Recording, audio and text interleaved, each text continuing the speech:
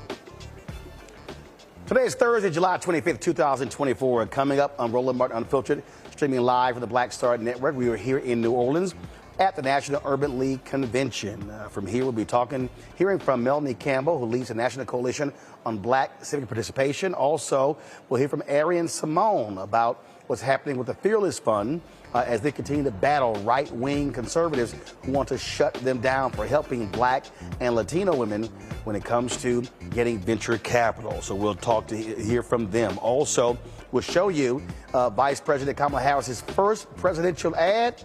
She uses Beyonce's song Freedom. Also on today's show, Vice President Kamala Harris spoke at the American Federation of Teachers Convention in Houston. She blasted Donald Trump in Project 2025. I'm going to show you some of what she had to say. We also live streamed that speech right here on the Black Star Network. Also, California Congressman Ro Khanna is going to be joining us to talk about VP Harris's battle to win the White House. Plus, the Black Futures Lab has released the full results of its Black Census Project, the largest survey of Black people in American history. The principal of the Black Futures Lab will be here to talk about this survey of 211,000 African Americans. It is time to bring the funk on Roland Martin Unfiltered on the Black Star Network. Let's go. He's got it. Whatever the miss, he's on it. Whatever it is, he's got the scoop and back the find. And when it breaks, he's right on time and it's rolling. Best believe he's knowing. Putting it down from sports to news to politics. With entertainment just for kicks, he's rolling. It's on go, roll, y'all. It's Roland Martin, rolling with Roland now. He's funk, he's fresh, he's real, the best, you know he's Roland Martin.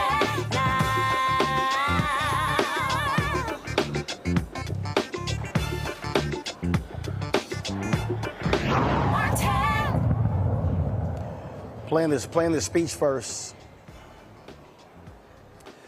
Folks, Vice President Kamala Harris spoke today in Houston, where she addressed the American Federation of Teachers. During her 19-minute speech, she aggressively went after Donald Trump, Project 2025, and other critical issues. Here's some of what she had to say. We are clear-eyed as we work to build a brighter future and to move our nation forward.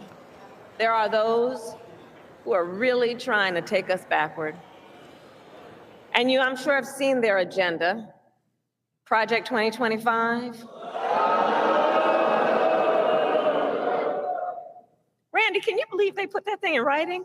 900 pages in writing. So Project 2025 is a plan to return America to a dark past. Donald Trump and his extreme allies want to take our nation back to failed trickle-down economic policies, back to union busting, back to tax breaks for billionaires. Donald Trump and his allies want to cut Medicare and Social Security, to stop student loan forgiveness for teachers and other public servants. And I say to AFT, they even want to eliminate the Department of Education and end Head Start, which of course would take away preschool from hundreds of thousands of our children. He intends to give tax breaks to billionaires and big corporations and make working families foot the bill. And he intends to end the Affordable Care Act. Now think about that, to take us back to a time when insurance companies had the power to deny people with pre-existing conditions. Remember what that was like? Children with asthma, women who survived breast cancer, grandparents with diabetes. You know, America has tried these failed economic policies before, but we are not going back. We are not going back.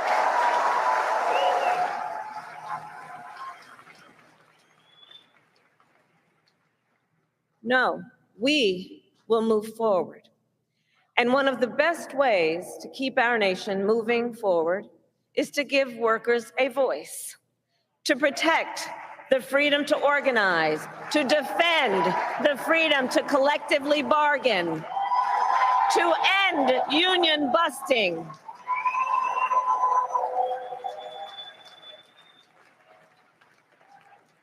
As head of the White House Labor Task Force, I have led our work to eliminate barriers to organizing in both public and private sectors, including for teachers. But there is more that we must do. President Joe Biden and I promised to sign the PRO Act into law, and I promise you I will keep that promise.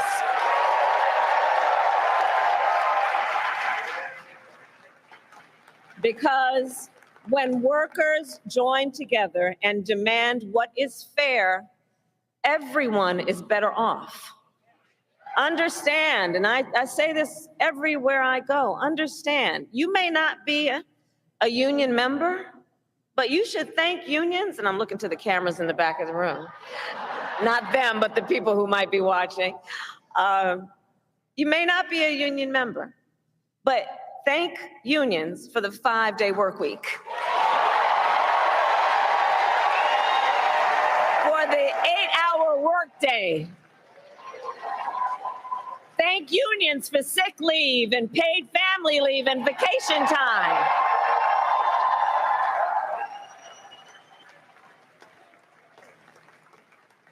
Because the fact is, unions helped build America's middle class. And when unions are strong, America is strong.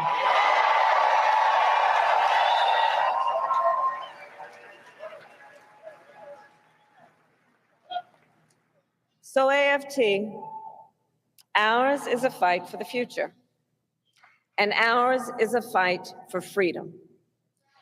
In this moment across our nation, we witness a full-on attack on hard-won, hard-fought freedoms. While you teach students about democracy and representative government, extremists attack the sacred freedom to vote.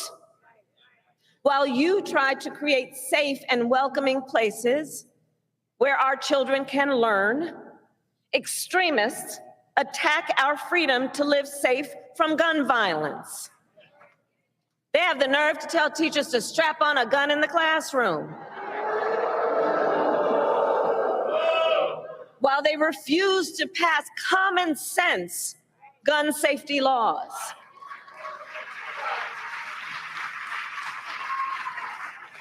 And while you teach students about our nation's past, these extremists attack the freedom to learn and acknowledge our nation's true and full history, including book bans, book bans in this year of our Lord 2024. And on these last two issues, just think about it. So we want to ban assault weapons, and they want to ban books. Can you imagine? All the while, these extremists also attack the freedom to love who you love openly and with pride.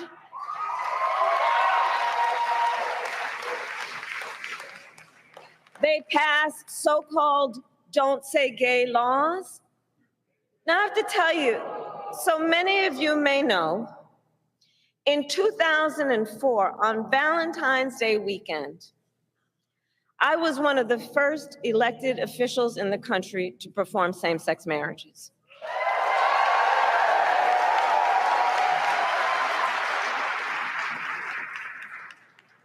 So here's the thing. It pains me so to think 20 years later that there are some young teachers in their 20s who are afraid to put up a photograph of themselves and their partner for fear they could lose their job. And what is their job? The most noble of work, teaching other people's children. And God knows we don't pay you enough as it is.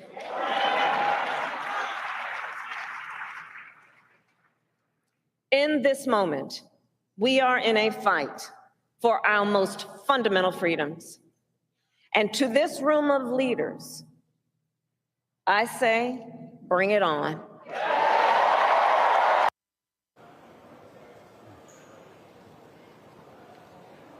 All right, folks, joining me right now, our panel, Reese Colbert, host of The Reese Colbert Show, a Sirius XM radio, joining us out of D.C. Dr. Greg Carr, Department of Afro-American Studies at Howard University, also out of D.C. Lauren Victoria Burt, Black Press USA, joining us from Arlington. Greg, you're the educator on the panel. I'll start with you. Listen, when we talk about AFT, NEA, not only we talk about public education, we also talk about two of the biggest funders of the Democratic Party. Not only do they supply money, they supply boots on the ground. And when you have Republicans who are directly attacking public education, when you look at the voucher scam they're trying to do in Texas and Tennessee and other states, the reaction that she got from the teachers in Houston obviously was a huge reaction. We're talking about a group that she is going to need to drive mobilization on the ground. Yeah, absolutely. Again, she's not an unknown quantity to the AFT. When she was in the Senate in 2019, she supported a teacher strike in LA, which stood in opposition actually to fellow Democrats who were trying to expand charter school options in the city. When she ran for president in 2020, she unrolled a plan to raise teacher pay, which of course made the unions and the teachers very happy. And you know, this is a huge fight. Shout out, by the way, to those in the state of Georgia who pushed back at that punk Secretary of State, and now the Advanced Placement African American Studies course will be offered and subsidized. It's very important. And as you say, the AFT is the largest union in the AFL-CIO affiliation. This is boots on the ground. And I think, as you were talking yesterday with the state representative and leader of the State House in Pennsylvania, it was the punch in the mouth on Sunday evening by the sisters, followed by Monday by the brothers, that backed up all of the other noise around all of the other candidates. And the AFT, certainly their wide-ranging endorsement, but they jumped in and did that very quickly, the first big union to do so. It's just got this momentum is rolling. It's just really rolling. It is. And what you're seeing here, Lauren, you are seeing very aggressive posture being taken by this campaign. They're not trying to sit here and play this thing nice with Republicans. Not.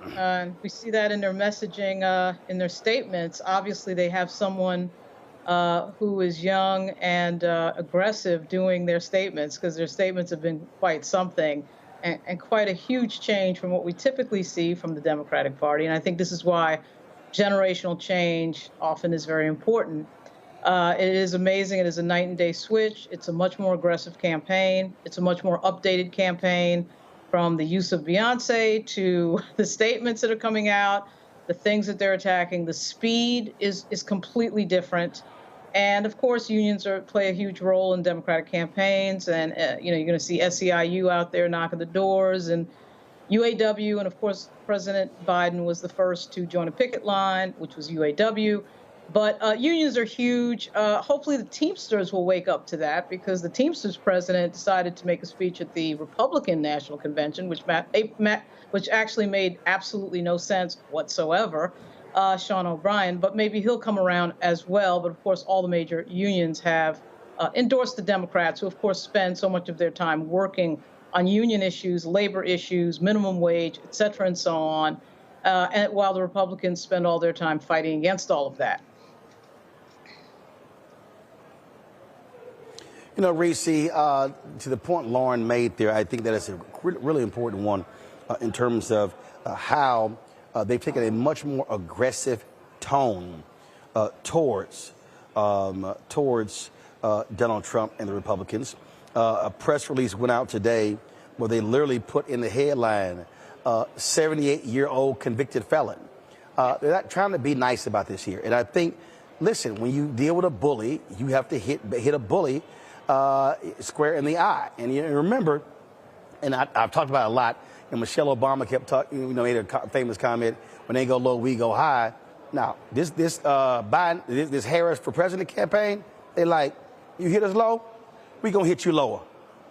Period. I mean, listen, at the end of the day, what we're seeing now is the same thing that I've been talking about for years. I had to put that in there. In 2019, her whole campaign was really about prosecuting the case. People have looked at Vice President Kamala Harris through the lens of the primaries, which was a lot more difficult to break through when you are dealing with mostly ideologically aligned Democrats going up against the former Vice President of the United States, versus what we're seeing with Donald Trump. She has always had her foot up Donald Trump's ass, if anybody was paying attention. I mean, they played one of her 2019 campaign ads that referred to him as a sexual assaulter, as a criminal, back then, before there were any convictions on the table. And so what we're going to continue to see is that tough posture of prosecuting the case. Donald Trump himself gave them the best soundbite, saying that they're going to talk about how she's a prosecutor and I'm a felon. Yeah, damn right we are. And this is going to be much more of a fight. The gloves are off. She is untethered. She is unchained. She doesn't have to shrink back behind. No shade, I love Uncle Joe, but an 81-year-old white man who, was my friend this, my friend that, and who was, a lot less scrappier than he had been in the past. Now she's running the show, and I love to see the difference in the energy and the difference in the messaging. Greg, I was having a conversation earlier, and someone here at the Urban League Convention here in New Orleans, and somebody was saying, man, she just, it's just so much better than 2019. And I went, it's 5 years ago. I mean, the reality is, when she ran in 2019, first time running for national office, she doesn't even make the first primary. Biden picks her as VP, went through a tough couple of years, staff turnover, backbiting from folks in the administration. And so anyone can tell this is a candidate who's got her footing. If you look at different media outlets have done TikTok stories on how she mobilized folk in the 10 hours after President Biden made his announcement. I mean, her team is hitting on all cylinders. How they lined up the phone calls, how they were nailing folks. When you look at the fundraising, not only from small donors, from major donors, when you look at, again, the moves that they made, they have been nailing it every single day. This is a Harris for President team that totally understands to achieve maximum efficiency every single day, because there is no day, no hour, no minute to waste. None. That's right. Just over 100 days and counting. Absolutely. And I heard you, of course, we all did in conversation the other night with Scott Bolden, where you made that very same point. She shouldn't be the same candidate as she was 4 years ago or 5 years ago, it's very clear. It's very interesting, isn't it? I mean, that when we look at and the comparisons are inevitable between her candidacy and the Obama candidacy of 2008. What we see is that there is a similar excitement, there's an enthusiasm, there's the paradigm shifting kind of momentum, but there are also key distinctions. The vice president has learned. She's absolutely learned. She reached out to her pastor, Reverend Amos Brown, the legendary Amos Brown, of course, student of Martin Luther King and Benjamin Mays and so others, also incidentally an Alpha.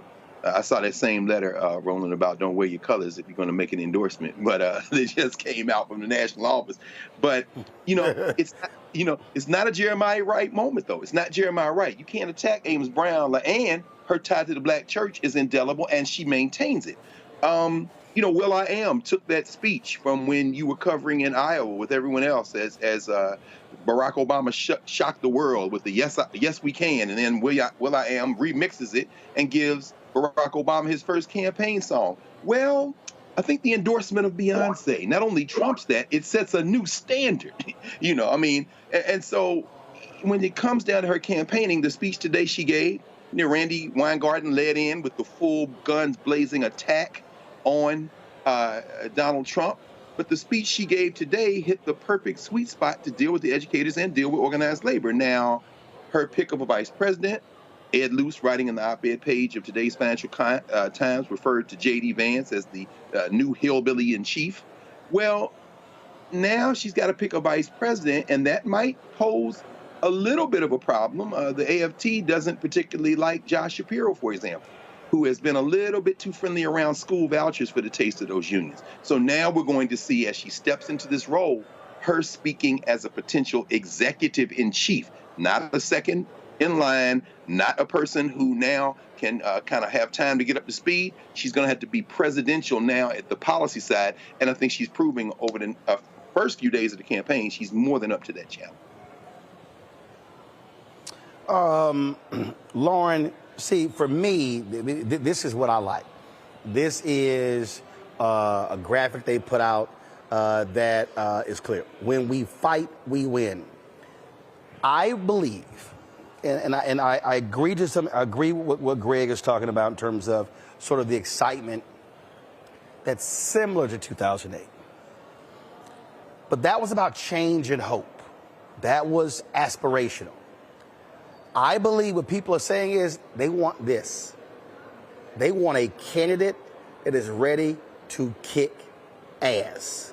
And I think, again, this language is important. When we fight, we win.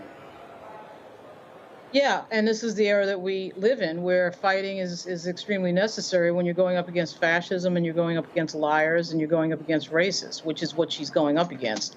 You're going up against misinformation and disinformation, which we're sure to see before the end of this. We are in the Trump era. We're in the Maga Trump era of Republican Party, and this party has this iteration of the Republican Party would appear to have no policy interest other than to control people's lives and set back the clock. I mean, it's a very strange situation. They're not talking about tax policy or less government in your life. The Dobbs decision is going to figure huge in the race that we're about to see. And young voters are going to be huge here, and you can see an uptick in interest when it comes to young voters. And it seems like Vice President Harris has excited that sector, which President Biden was unable to excite. So it'll be interesting to see where the polls stand in 2 weeks. But, this type of messaging that we're seeing so far is fitting perfectly with the era that we live in. And I suspect she has some younger folks in there who are very energetic, and God bless that. Today, the Harris campaign dropped their first campaign ad. Roland. In this election, we each face a question. What kind of country do we want to live in? There are some people who think we should be a country of chaos, of fear, of hate. But us, we choose something different. We choose freedom. Freedom, freedom, I can't move. Freedom, cut me loose. Yeah, freedom.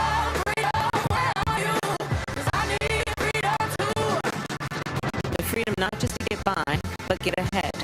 Freedom to be safe from gun violence. Freedom to make decisions about your own body.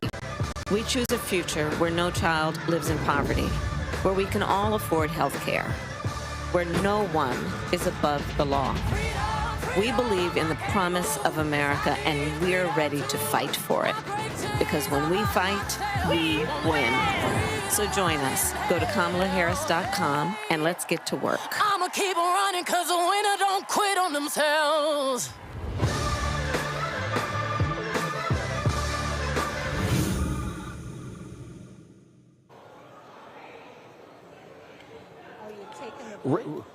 Reese, that is an opening ad.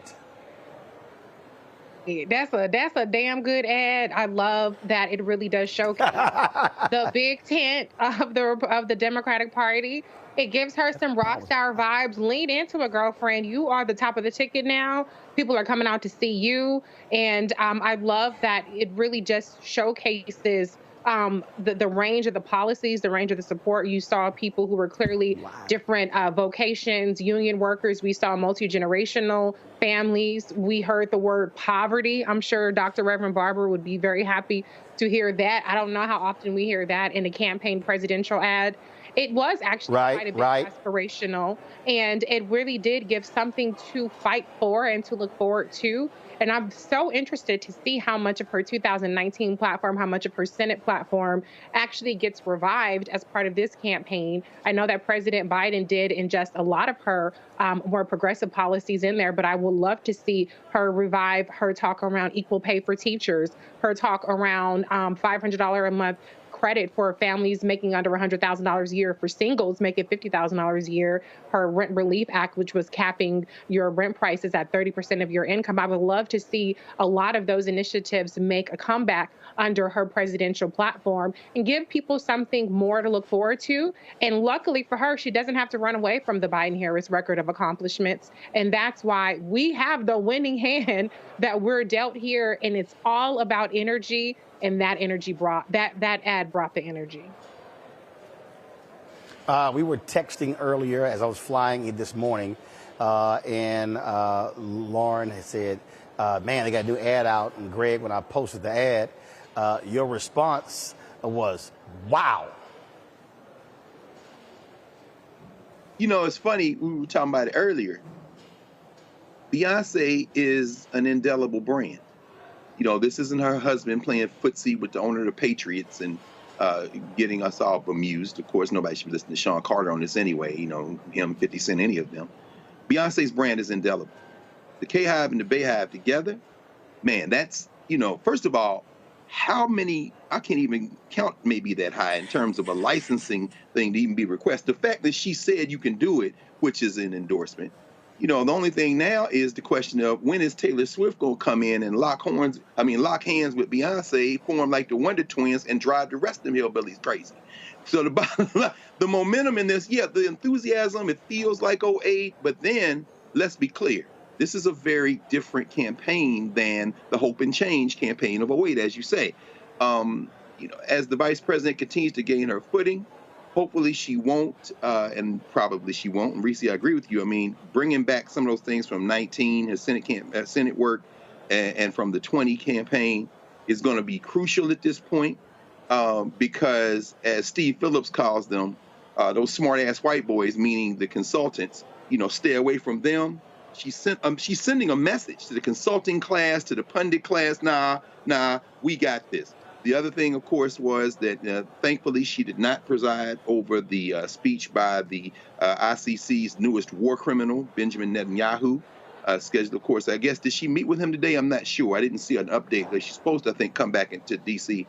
and meet with him. But her position on foreign policy as it relates to Gaza is going to be important. Anybody thinks that these students aren't going to resume their protests in September, you're not paying attention. So the best gift, one of the best gifts that Joe Biden can give to his vice president would be to get this ceasefire done, because they're going to try to beat her over the head with that. And that attack won't come from the right. It'll come from the left. When I look at that ad, Lauren, Beyonce gave her permission to use that song. And if you listen to what she said in there, yes, is aspirational, made it clear we have to fight, but she did not run from Donald Trump.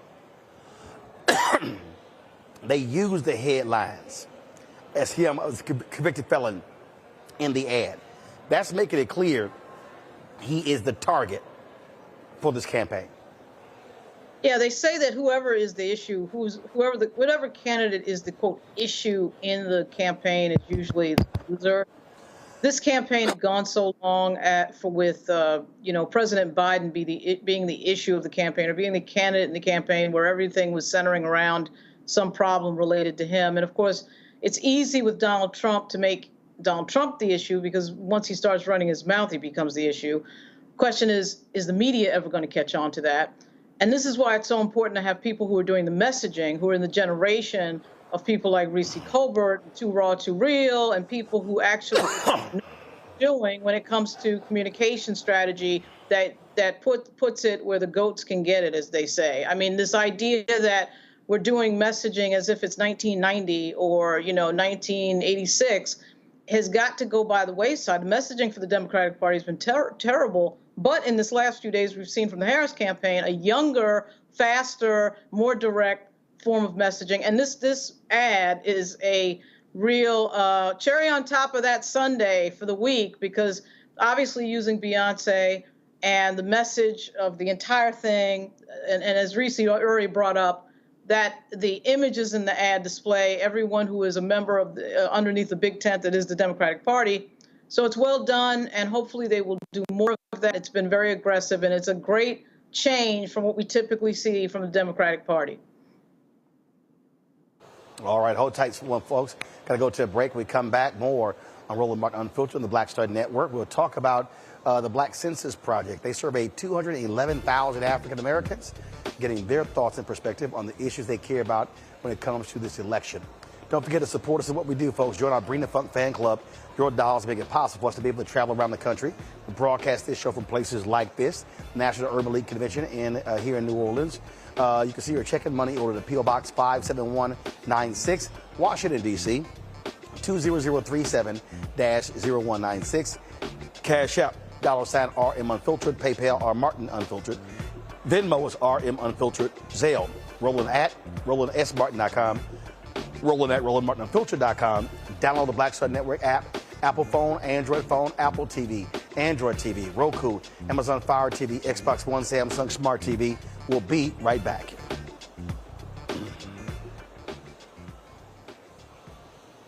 Hatred on the streets, a horrific scene, a white nationalist rally that descended into deadly violence. White people are losing their damn minds.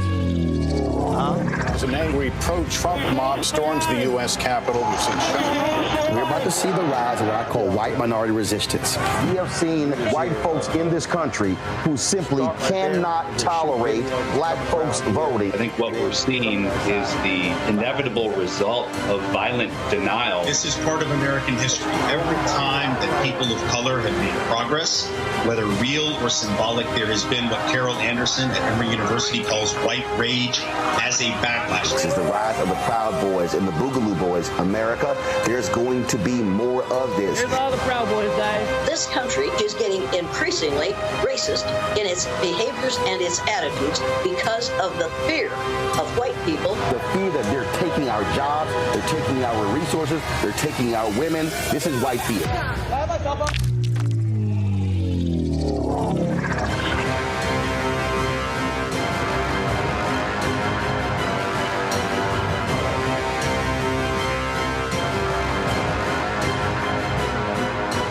My name is Lena Charles, and I'm from Opelousas, Louisiana. Yes, that is Zydeco capital of the world. My name is Margaret Chappelle. I'm from Dallas, Texas, representing the Urban Trivia Game. It's me, Sherry Shepherd, and you know what you watch. Roland Martin on Unfiltered.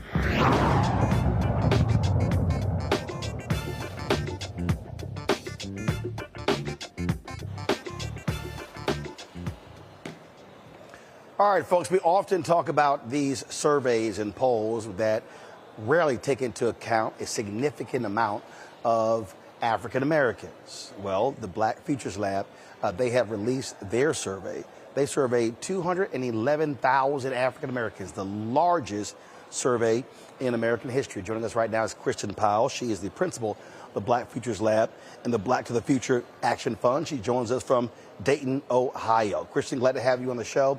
All right, so what jumps out? What are Black folks saying they care about? Thank you for having me, Roland. They care about the economy. Black folks, and that's not surprising. Black folks talked about low wages in order to feed and protect their families. They talked about affordable housing. They talked about gun violence, and that's not just Black on Black violence, but white supremacist violence as well as police violence. All right. So those are the top issues there. So walk us through how you laid this out in terms of the various categories. How did you actually survey folks? Yeah, so we had a lot of different ways to reach people. I want to impress upon you that it is hard to get Black folks to do surveys because we have been tested on and mistreated, and we don't trust that the information that we're giving is going to be used in a meaningful way. And so the first thing we did is we had partnerships and in the ground, grassroots organizations who had relationships with Black communities, especially Black communities that are hard to reach, like rural areas, people who are incarcerated, the trans community. And we also did a lot of online engagement. We found that Black folks listen to their news on Instagram and Facebook. And so we reached a lot of people through social media, through influencers that people follow on social media, as well as text and phone banking.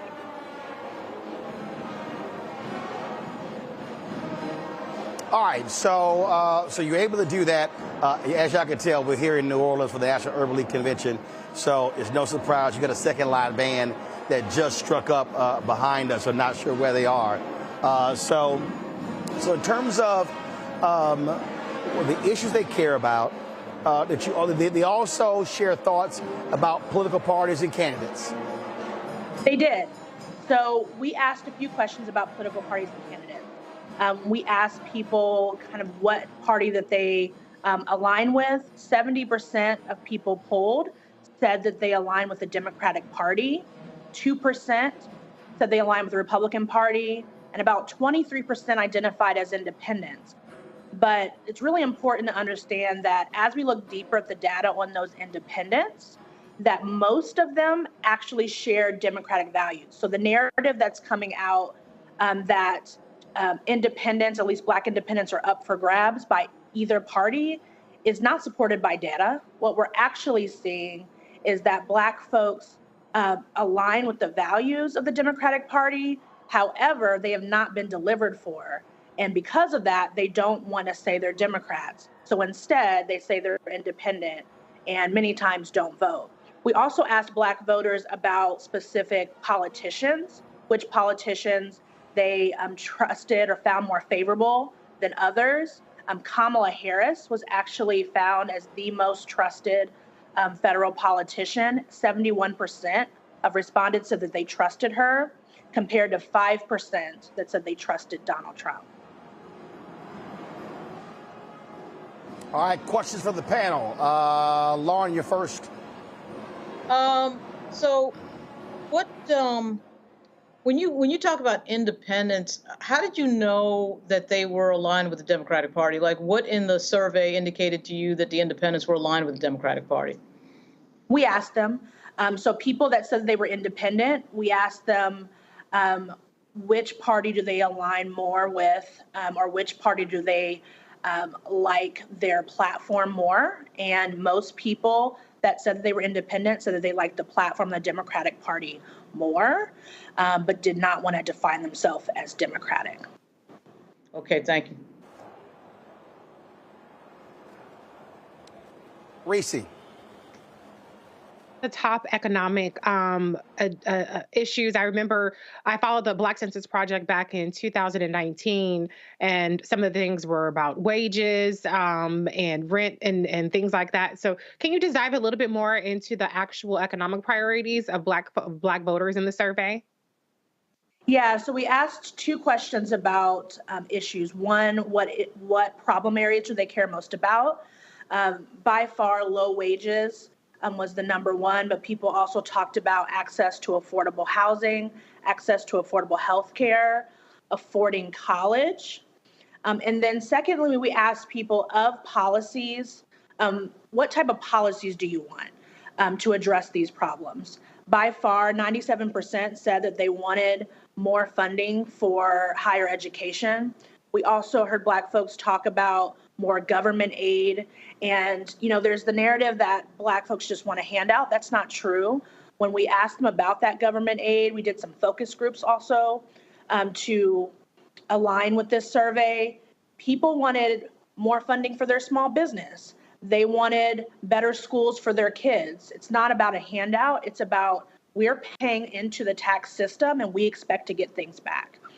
They also talked about wanting more wage protection insurance and wanting, they loved the tax or the payment out of $300 a month that they got for their children back in the COVID time. Greg.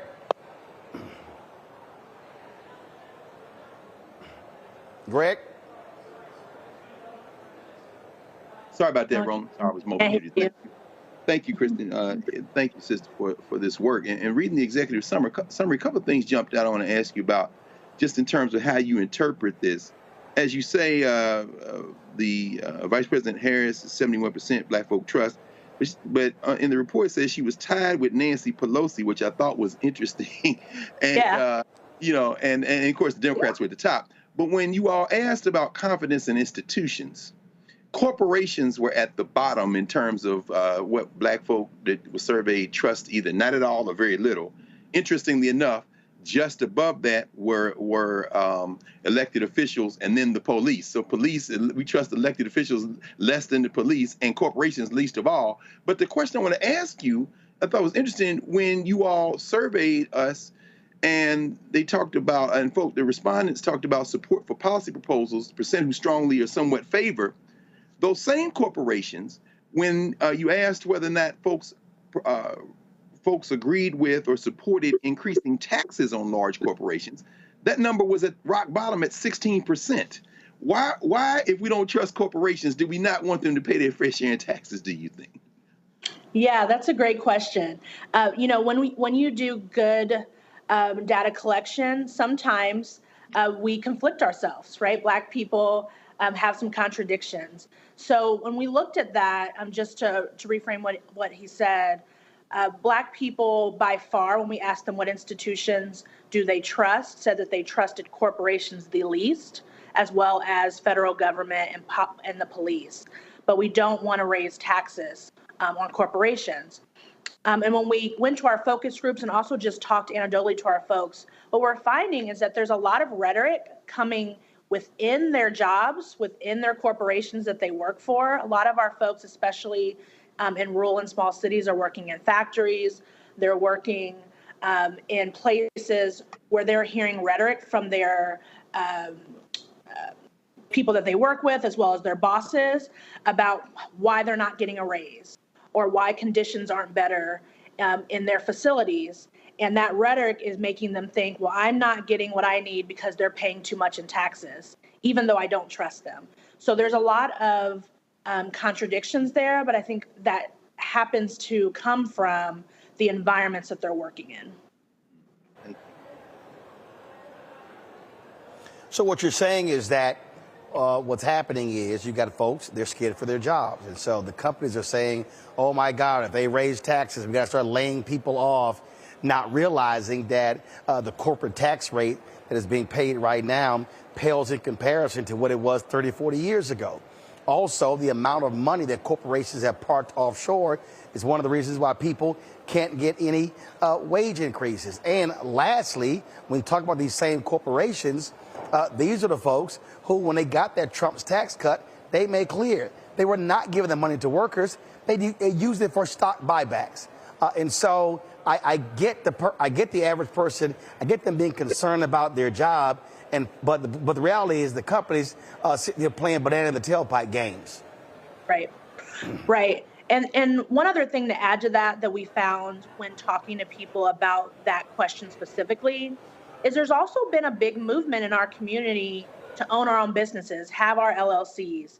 And so in the Black wealth movement, we see ourselves as corporations too. And so we also found when talking to higher paid Black folks that they saw themselves in that question and were like, well, I don't want to pay more taxes either. And so there's a bunch of different reasons for that. And that's why we do to understand all those different nuances. And that particular point there, and I've done countless interviews with people, and I've been trying to explain to people how the Black demographic has changed. Right. And what I said is, when you get African Americans, and I'll really start with Gen X. So for me, I graduated December 1991 from Texas A&M University. When my brother graduated the year before me in 1990, he comes out of college with a higher salary than my dad ever made, than my mom ever made. My parents never made more than $50,000 combined. So historically, when politicians, Democrats, are talking about African American voters, they're speaking from the perspective of a social safety net. Well, when all of a sudden, because we were the first generation born post the Civil Rights Movement, King is killed April 4th, 1968. I'm born November 14th, 1968. So all of a sudden, you now have a generation of African Americans, let's say, who graduated when I did. I'm now 55. So all of a sudden, we now, not all of us, but more than likely have more assets than our parents. Right. So our perspective on taxes, our perspective on economic issues is going to be different. Now you roll in millennials and Gen Z who are very much about entrepreneurship. And when you are focusing on entrepreneurship, yes, you're looking at corporate tax rates. We were in Georgia, 2022, for the runoff, Senator Raphael Warnock. And I'm going around the different cities, and I can't remember if it was Statesboro, I can't remember where I was. But we were talking to this sister, she owned a coffee shop. And it was Warnock Hershey Walker. And she said, look, I'm a woman. I totally understand Roe v. Wade, but I'm not having kids. I care more about the corporate taxes because I own this business. Right. And I'm listening to both. And so that's the thing I'm always trying to explain to people, how the Black voter demographic has changed. So therefore, if you're Democrats and Republicans, but really if you're Democrats, you're going to have to micro-target Black people. You're going to have to say, you know what? I've got this hardcore, capitalistic, entrepreneurial class. I've got another class dealing with social safety net. I've got another class it's dealing with different issues. They no longer can sort of just do the broad shot. Here we go. Here's the broad shot. No, they're going to spend more money, more time micro-targeting African Americans than they used to ever do. Well, and that's why it's so important that this survey has reached 211,000 Black people across this country, and that it is done by us and for us, because Black folks are not a monolith. And this survey is going to lead to our ability to be able to organize around these issues. So on August 8th, we're actually launching the Black Economic Agenda, our C4. So Black Futures Lab is a 501c3. Our C4, Black to the Future Action Fund, is taking this data and then creating an agenda for us to organize around, rooted in the experiences of our folks. And also, we're using this data to create strategy for how we're going to reach Black voters in this election. Our organization is going to be talking to 250,000 Black voters face-to-face in Georgia, North Carolina, Wisconsin, Louisiana, and California. And it's important that we cater our message to the population. And that survey in particular, the Black Census survey, you'll see as you take the data apart, there are going to be differences between an 18 to 30-year-old voter and a voter in the 45 to 65 range. There'll be differences between voters in rural areas versus Black voters in cities. And so we have to have a nuanced strategy in order to turn out and motivate Black voters, and we have to build relationships with them all year round. All right, then. We certainly appreciate it. Where can people get more information on the survey? Where can they go check it out? Yeah, go to blackfutureslab.org. It is on our website, and you can get the report there. And then you can also follow us on all of the social channels that you see there, and engage with our work. Thank you for having me, Roland. All right, we appreciate it. Thanks a lot. Gonna go to a break. We come back. More on Roland Martin Unfiltered on the Black Star Network, broadcasting live from New Orleans, site of this year's National Urban League Convention. Back in a moment.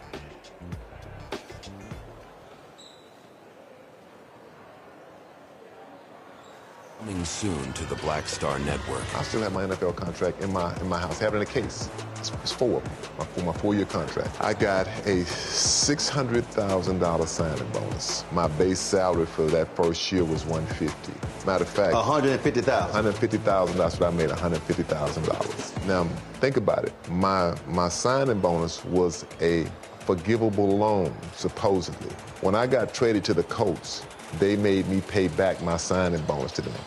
I had to give them their $600,000 back. Wow. Yeah, I was so pissed. Because, man, I try to be a man of my word. I'm like, you, I'll give you your money back. You know, even though I know I earned that money, I gave them that money back. I gave them $600,000 back. But yet, I was this malcontent. I was a bad guy. I'm about the money. It wasn't about the money. It was about doing right. Because I looked at, because you look at contract. Look at John Elway. John Elway was making $1 million, $800,000. I was making $150,000. I mean, I was doing everything. And I'm like, but yet I was, man, I got so many letters, so I just play for free and all that kind of stuff. I mean, you don't forget that kind of stuff. Right. That stuff is hurtful.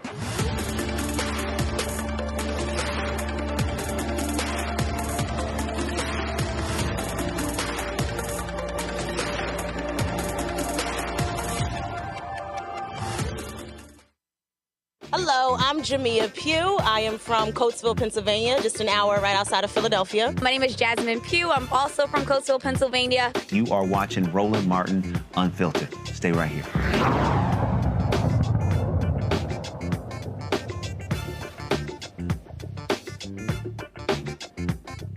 Hold on.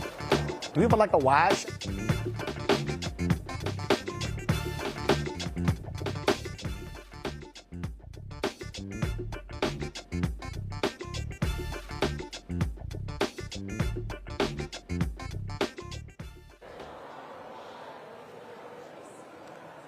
All right, let's go back to our panel. I want to start with you, Reese. The point I was making there with Kristen is one I've actually said for a long time, and I don't think Democrats get it. The Black voter in 2024 is not the Black voter in 2004. It's not the Black voter in 1984. It's not the Black voter in 1974. And these white Democratic strategists are going to have to understand that the micro-targeting of Black voters has to happen. And I believe that's one of the reasons they have seen these numbers go down, if you will, because they don't understand how the demographics have changed.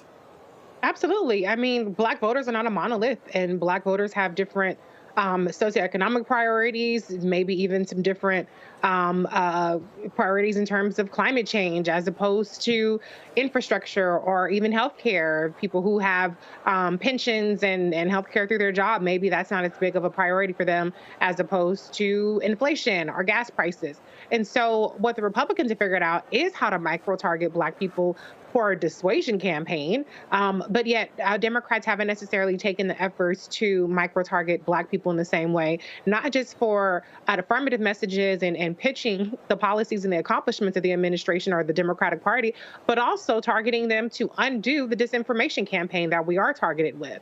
So there's a lot of work to be done on that regard, but I'm glad that we have some solid data to show what the current priorities are for Black voters. I don't think it should come as a surprise to anybody, and for the Democratic Party to really focus on tailoring a message around wage equality, around educational advancement, around healthcare to the Black community, and not just talking about criminal justice, for instance.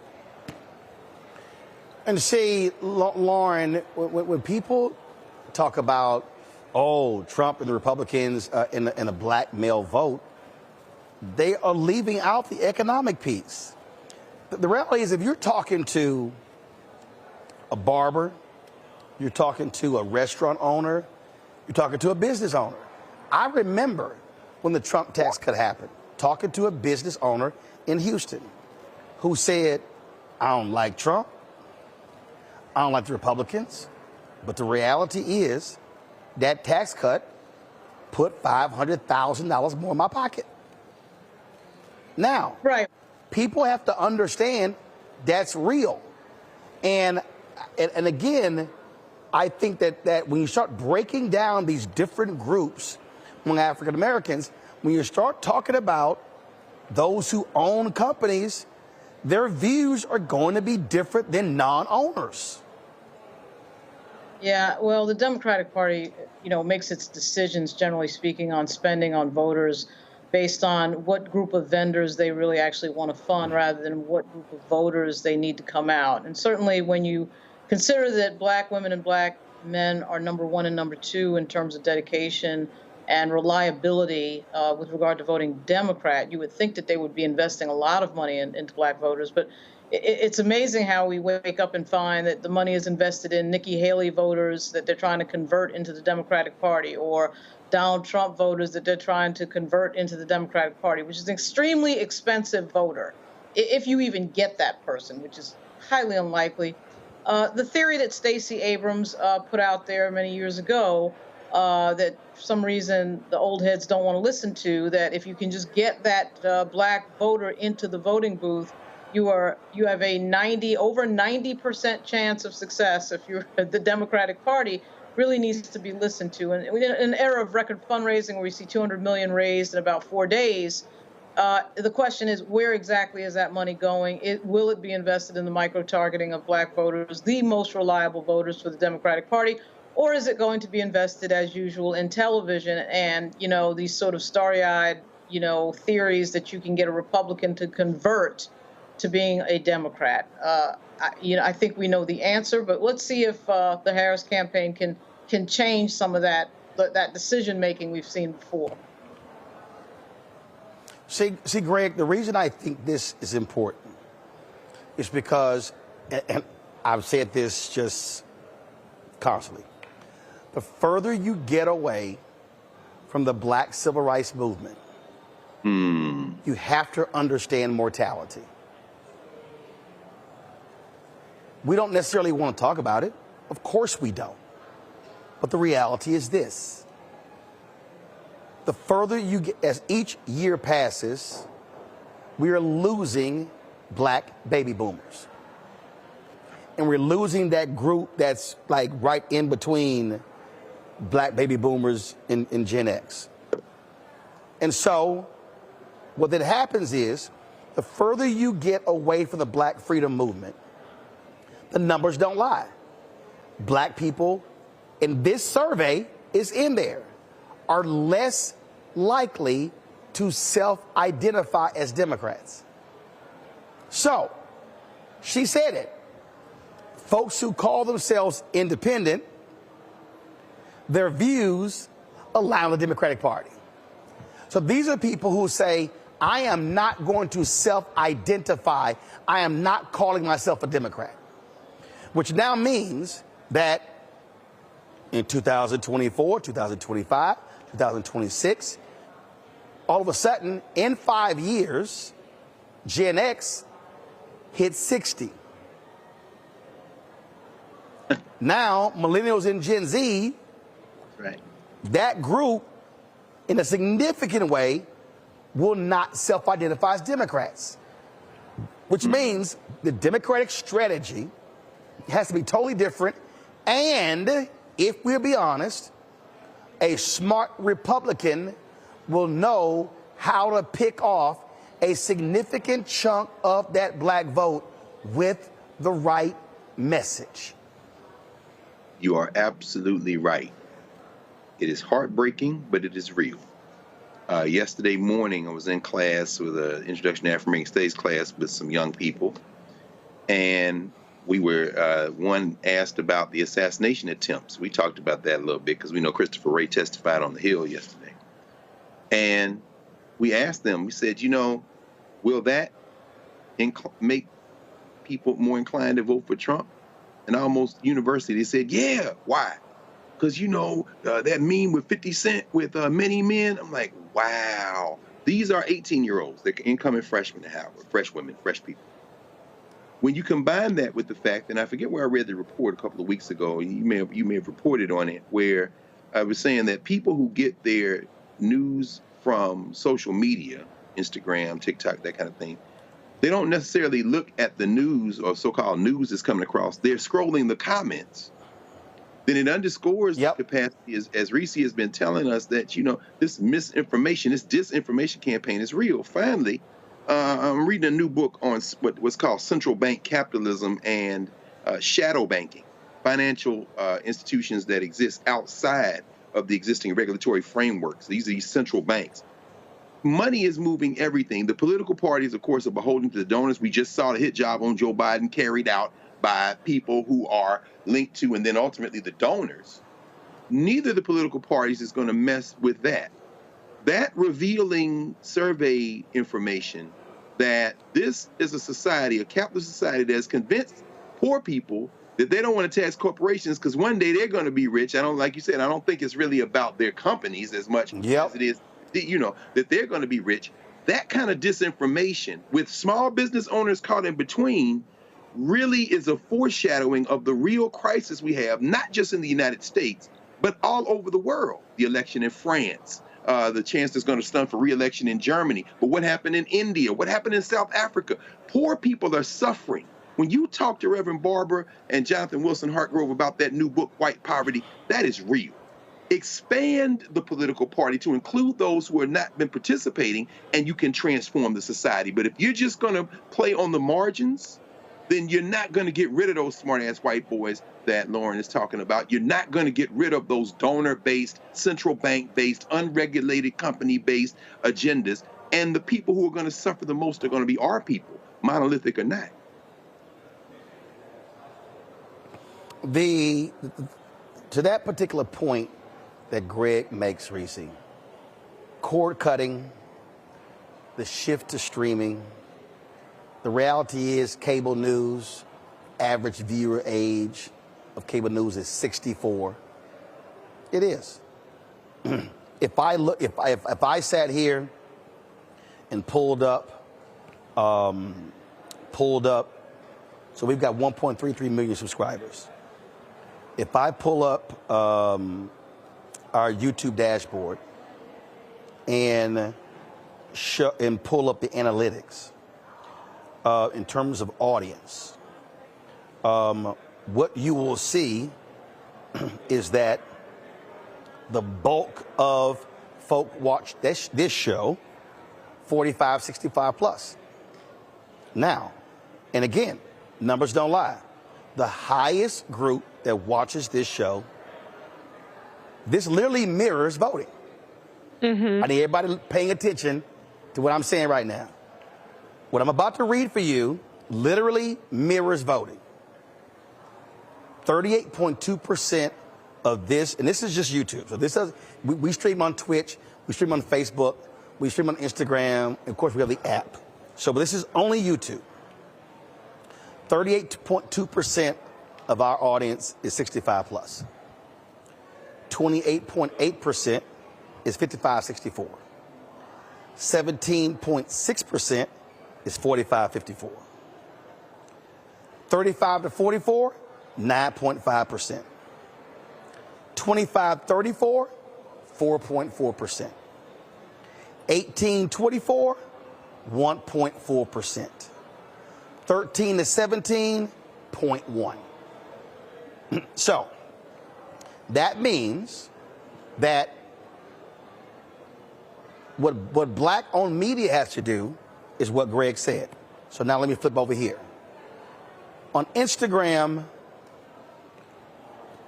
I have 726,000 followers. On Twitter, 727,000 followers. Facebook is 1.3 million. We're building on fan base. We've been on TikTok, is up to 72,000. Now, this is the conundrum, if you will, Reese. I just gave you YouTube, Twitter, Instagram, TikTok. From a revenue generating standpoint, YouTube is number one.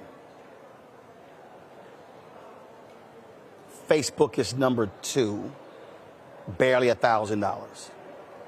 Virtually nothing from Instagram and TikTok. So the conundrum is,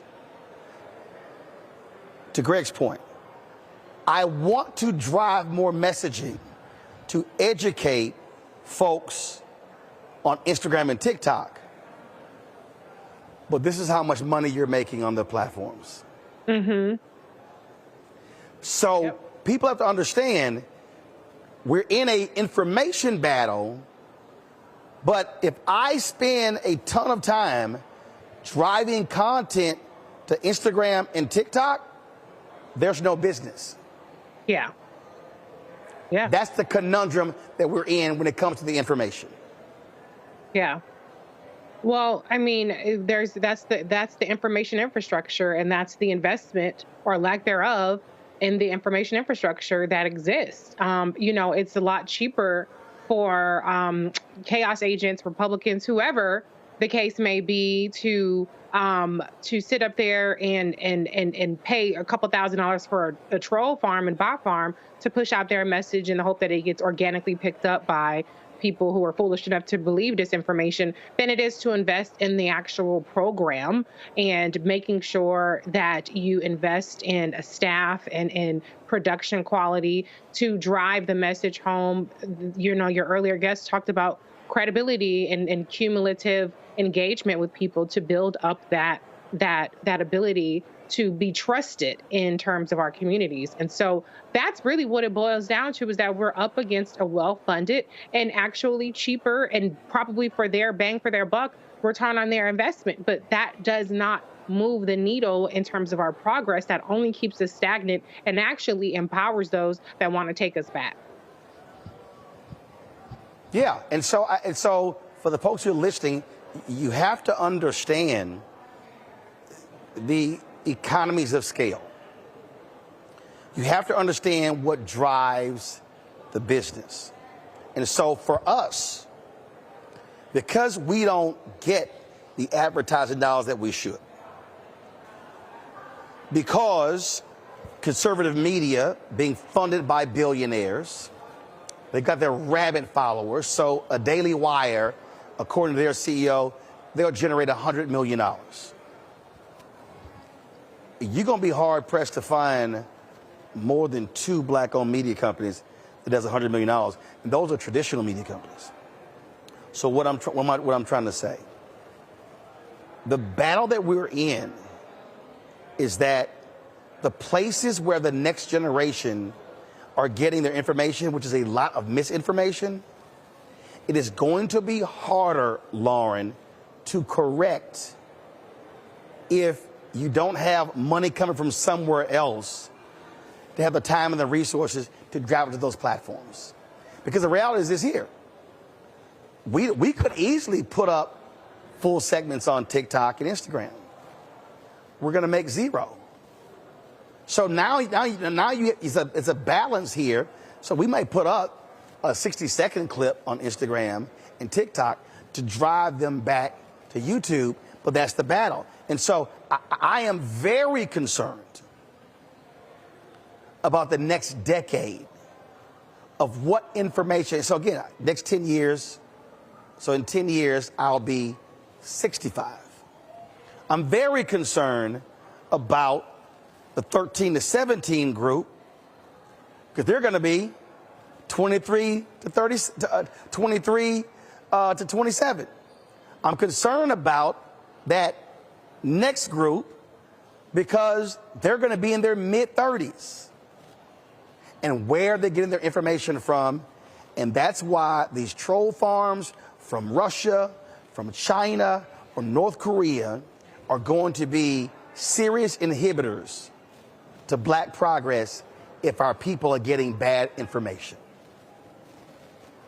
Yeah, and I think we know already where that generation that's under about 30 is getting their information, which is typically TikTok and Instagram. TikTok and Instagram, of course, is short form information, particularly TikTok, though entertaining.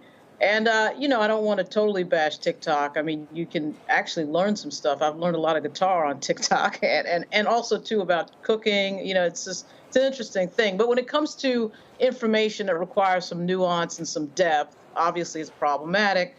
And, you know, when I talk to a lot of my friends who own platforms that do make substantial money, typically it's because they have some sort of spinoff from what their platform does. The platform is actually just being used as a way to reach a lot of people, to do secondary things like events and, you know, premium content is another big strategy that you're seeing. Certainly Politico sort of started that, where you do, you know, you have a platform and then you put behind a paywall some premium special content. You know, it's interesting because YouTube is allowing for some of that as well with their memberships and having certain things that are special to the membership.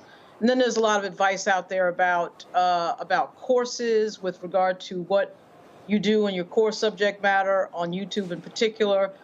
So there are these other income stream strategies that, of course, have to be explored that have nothing to do with the amount of content that a content creator may be providing to these platforms. But it does require a lot of work. It requires a building of a team. And when you build a team, you typically have to have money up front to do that. And there's not a whole lot of platforms that can do that. But I do think it's important for us to not get ticked off at the younger generation, but meet them where they are and communicate to them where they are and be smart and savvy about that and not to despair. Because I do think TikTok is a lot of fun, but it does require some work and some real focus. And we saw it this week where Vice President Harris blew up on the platform. Some of that blow up was good. Some of it was just silly. Some of it was not particularly in depth. But again, there's a lot of multiple stream strategies that are out there that can be pursued. Indeed. Folks, hold tight 1 second. When we come back, Melanie Campbell, of course, leads the National Coalition on Black Civic Participation. We talk about the rollout of the Harris for President campaign and also what she is hearing and seeing across the country.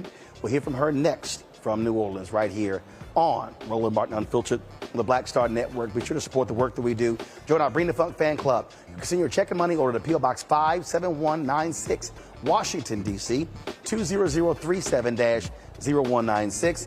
Cash App is $RM Unfiltered. PayPal R Martin Unfiltered. Venmo is RM Unfiltered. Zelle, Roland at RolandSMartin.com. Roland at RolandMartinUnfiltered.com. We'll be right back. Next on the Black Table with me, Greg Carr. Democracy in the United States is under siege.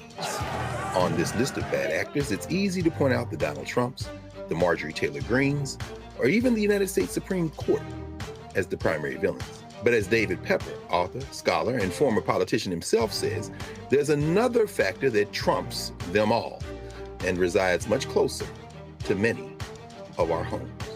His book is Laboratories of Autocracy, a wake-up call from behind the lines.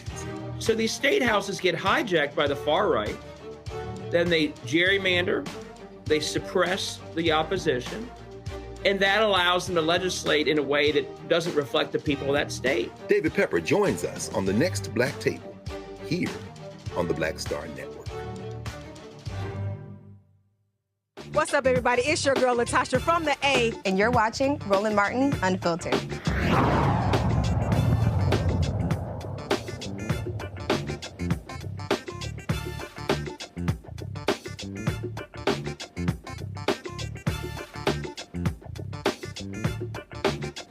Come to me.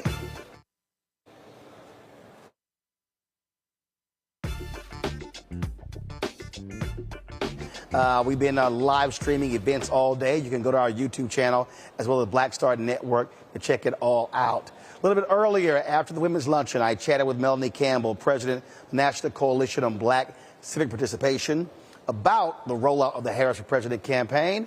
Here's our conversation. Melanie Campbell, you've been in and around politics for a long time. And we know how 2008 was after Obama won Iowa. Yes. Black folks were before, wasn't sure. But it changed after Iowa. What do you make of what we have witnessed since Sunday afternoon when President Joe Biden, when he announced that he was not running for re-election, but then 30 minutes later, the moment he said he was endorsing Vice President Kamala Harris? Well, you know, Roland, for the last like 2 or 3 weeks, right, black folks were like, we riding with Biden, right? But if howsoever, if he decides, God spoke to him, I believe, and said it's time to step aside, it better be Kamala. So what I think happened, what I felt happened, even in my own personal experience of it, right, it was a gut punch to see that letter, because we thought we had turned the corner. Right. Said that, things were happening. And as I mentioned to you, I was with my brother, my one and only brother, who's very cynical. And we both were like, oh my God. But it was like a dam broke of all of the feelings of anxiety and in some cases, honestly, fear about what could happen, right? Like, my generation will be all right. But we know with where this was going and could still go, it's not over. It was about taking us out, right? And so it felt like there were people who were walking like the Walking Dead, and then all of a sudden they get the antidote, and they woke up and like, what's going on? Where have we been? What day is it? What year is it? It was like got a defibrillator, and like boom, and boom, you came back, and everybody. Here's what I also think happened. So I had this journalist hit me, and he was like, see, you kept talking about that was going to be a civil war. It didn't happen. I said, no, what you don't understand is we laid that groundwork. I think here's what I think happened. After that June 27th debate, and we saw how that thing was going, black folks were like, okay, act a fool. If you want to. I remember you called me. You like, act a fool and skip the sister. And I think in many areas, we made that real clear.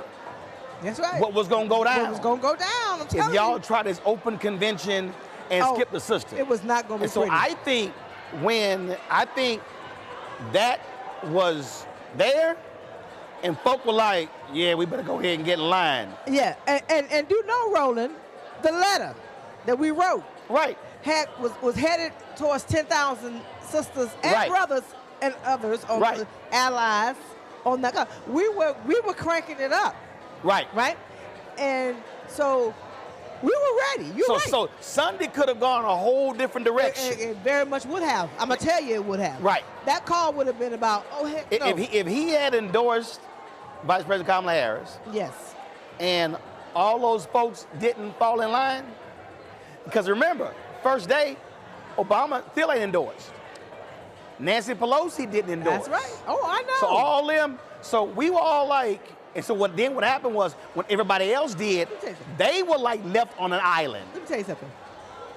Sunday night and Monday night sealed the deal. Now, Biden did what he did on Sunday. But it let them know. Yeah. We together on this. When you had 45,000 sisters. That's right.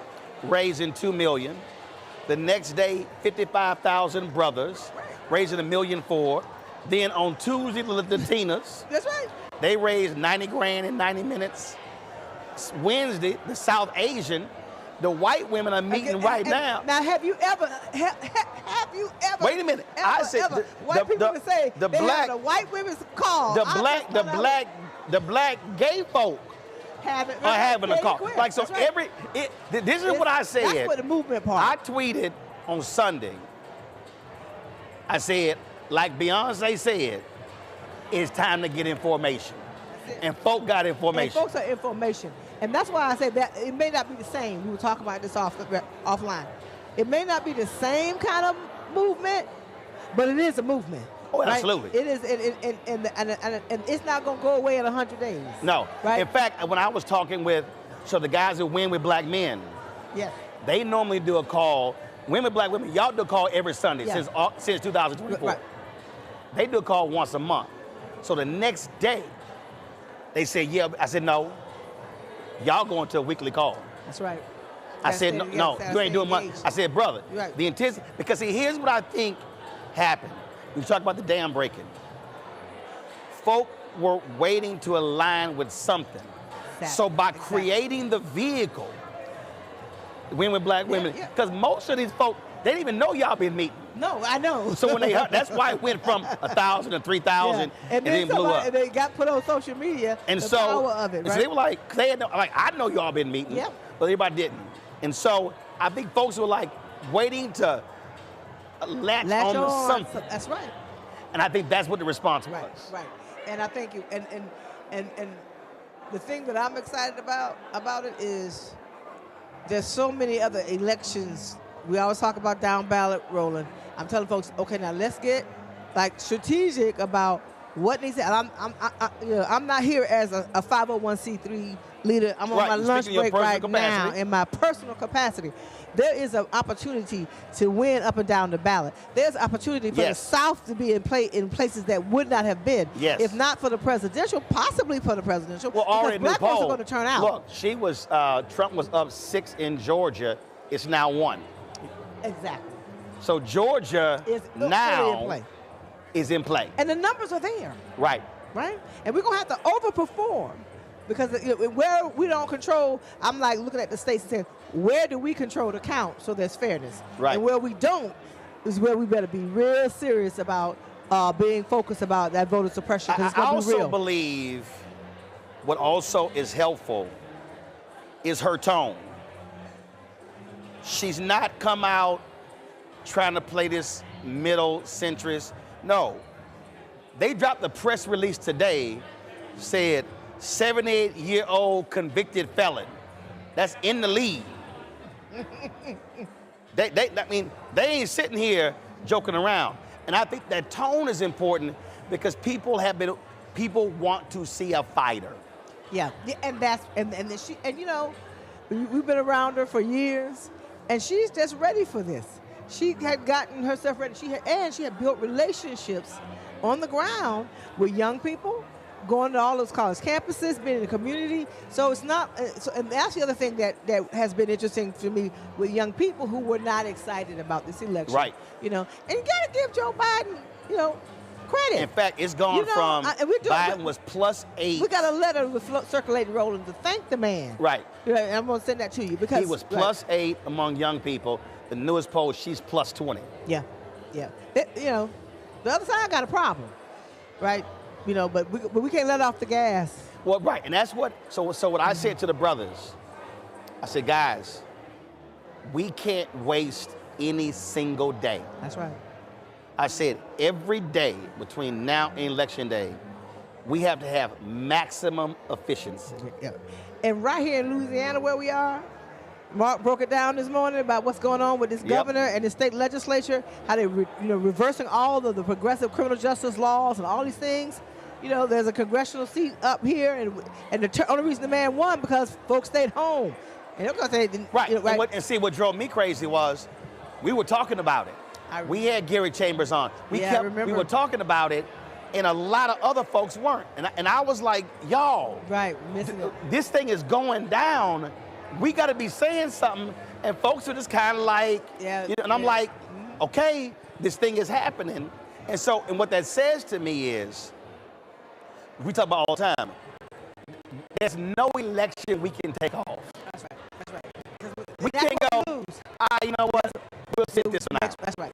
Understanding the connection year to year and that power wheel.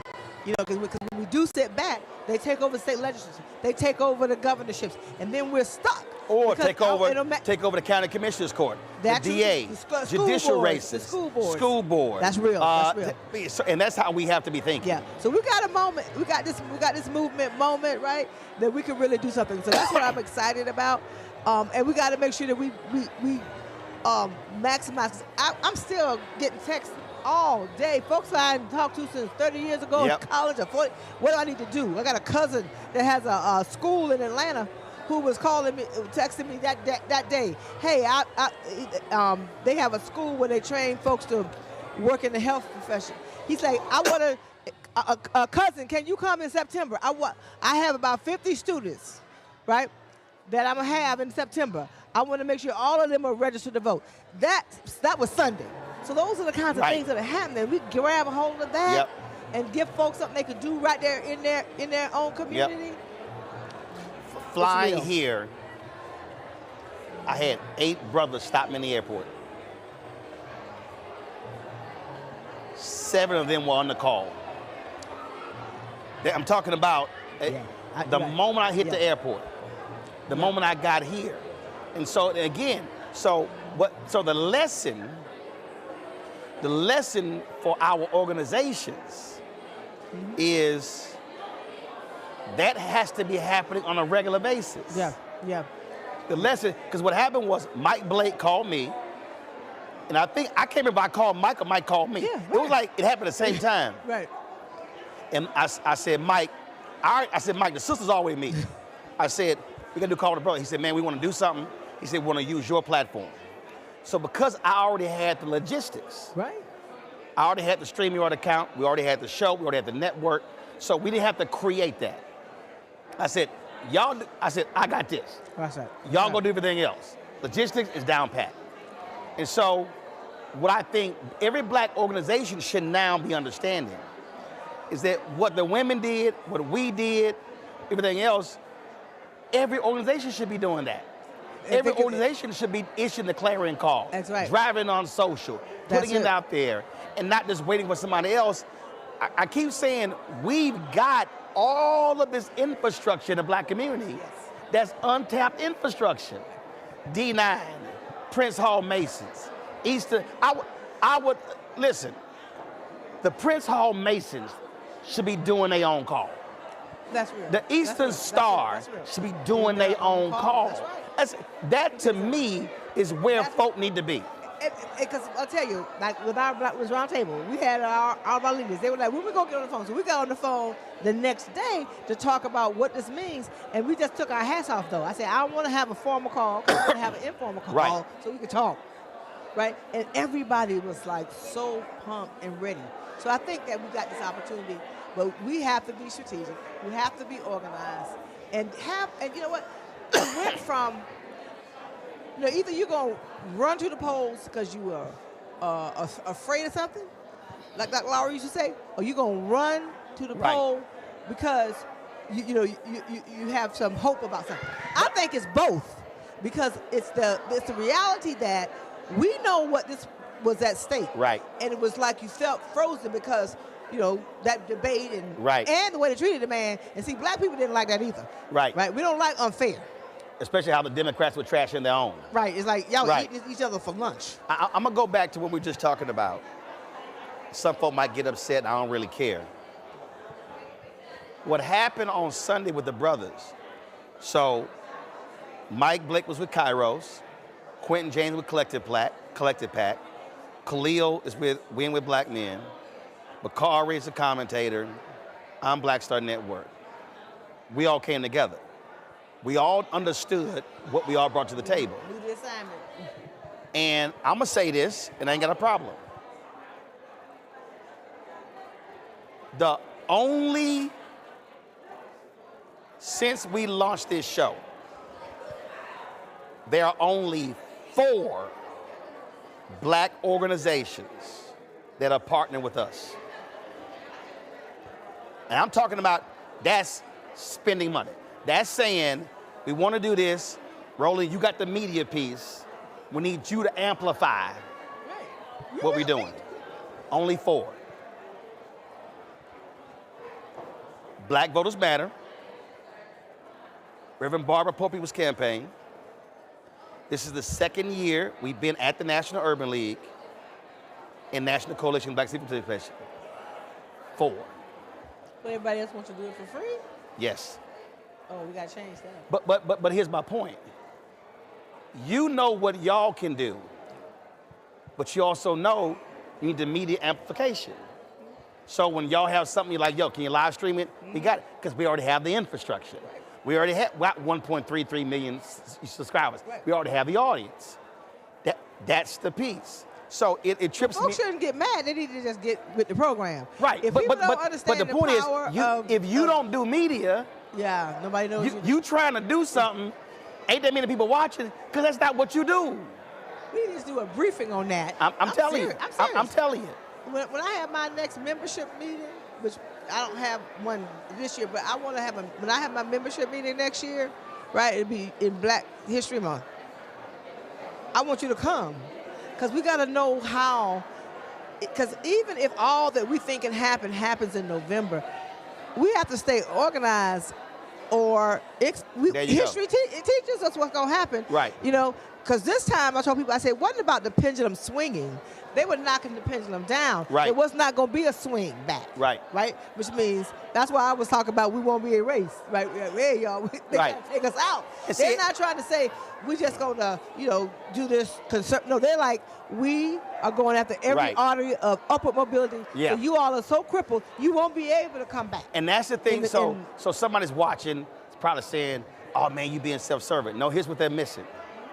What happens is, we do stuff, then we like, media didn't cover it. Nobody showed up. The point I'm making is, when we invest in our own, we're building our own, and now we ain't hoping somebody show up, we know it gets covered. Reverend Barber told me something. He said, Roland, every time you amplify us, the other media call us. That's it. That's the thing I'm trying to get our folk to understand. You don't remember telling me, you may or may not remember telling me this, when I was like frustrated, just like, I can't get, and you said, you got to make your own media. Yes. I know how to make my own reels. When I'm on my own, and if my congresspeople not around, I learned, if you want somebody to know, just put it out there. There you go. And that's part of it that I want to tell you, thank you. Because I was like, I don't need to know all that. That's what the congresspeople, I know how to do my own. And I was like, Melanie, tell the story as much as you can real time. I was like, Melanie, y'all got to be posting more. Yeah. Posting more videos. Yeah. But again, though. How do you think? How you like our new stuff? I know. I'm watching it. But that's what I'm trying to get our people to understand. Yeah. We're waiting for other folk to show up. When it's like, no, you have to create your own ecosystem where, and I get it, they want CNN to show up, want MSNBC to show up. You might get 90 seconds. You might. As opposed to, we can spend 10, 15, 20, 30 minutes on an hour. Yeah. That's the thing. So folk need to realize, the Black Men's Call, the reason that thing worked the way it did, because the 5 of us was, and then all of a sudden, other people like, well, can we partner? Can we partner? Can we partner? We're like, yeah, you can partner. But here's what also happened. We told everybody, folk, well, can we be as a co-host? No. Because the flyer can't have 50 names. It was done. I said the flyer can't have 50 logos. We'll put you on the website. We said, but just show up. Just show up. See, that's where you got to remove ego. Yes. Where it just ain't your ego in it, where I got to have my name on it. No. Just bring your people. Right. This movement. Yeah. And with movement, it's like you got to move. And that's what happened. It was like a big shift. Yes. And it's just, our job is to keep building that thing day by day. So What are the states, last question, what are the states that y'all are focused on? We're in the South, but we're also in the Midwest. So our southern states are Florida, Alabama, certain parts of Alabama, Georgia, even Louisiana, because there's some stuff. Y'all North Carolina? I'm helping in North Carolina, but I don't have the strength of North Carolina. Okay. And Mississippi. So those Got are the it. southern states. And what's the Midwest? Midwest and in the Northeast. So we got Michigan, Ohio, Pennsylvania, and Virginia, Y'all and Maryland. focus anywhere in Milwaukee? I'm not. I don't have. Got it. Okay. I don't have it. Got it. Okay. Yeah. Used to years ago. I got it. Yeah. So I'm trying to hone in where we are and where we have strength. All right. So tell if folks want to support what y'all do, tell them where to go. Yes. I put my other hat on. I'm off lunch break now. I'm back to work. So my day job, you can reach us at the National Coalition on Black Civic Participation at NCBCP or Black Women's Roundtable. Roland, I do have a C4 now, which is Power to Ballot Action Fund. So I'll be sending you information about that. But folks, do something. And even I talked to some people who are like corporate America. I said, well, you know what? You can do a lot after 5. Just do you. Right. And see, the reason I want you to give it out, so everybody, I keep telling y'all this here, I have no problem with people giving to the campaign of Vice President Kamala Harris. But one thing we've got to do, we've got to give to our black organizations that are on the ground. The campaigns spend most of that money on TV. It does not come to the ground. So I implore y'all, if you want to support, give to Melanie's group, Black Voters Matter, Poor People's Campaign, because they're on the ground. They're doing the phone banking. They're doing the door knocking. They're going door to door. That's critically important because you got to touch people and explain to them what's going on and get them out there. And that's been one of the biggest things. A lot of our groups that are on the ground, they're lacking every election cycle because they can't afford to pay folk to do all the canvassing. That's right. That's right. So get a website again. Okay. NCBCP.org. NCBCP.org. Join us. Power to Ballot. With Kristen Clark with the Lawyers Committee, every time she's on Time Joiner, come on my show, she forget the web. I'm like, Kristen, get a website. Right. I know. She's like, Roland, you stay on me. I was like, baby, you got to get that site. Right. and I think we're gonna win. You know, our kids deserve it, and young people are fired up. All right.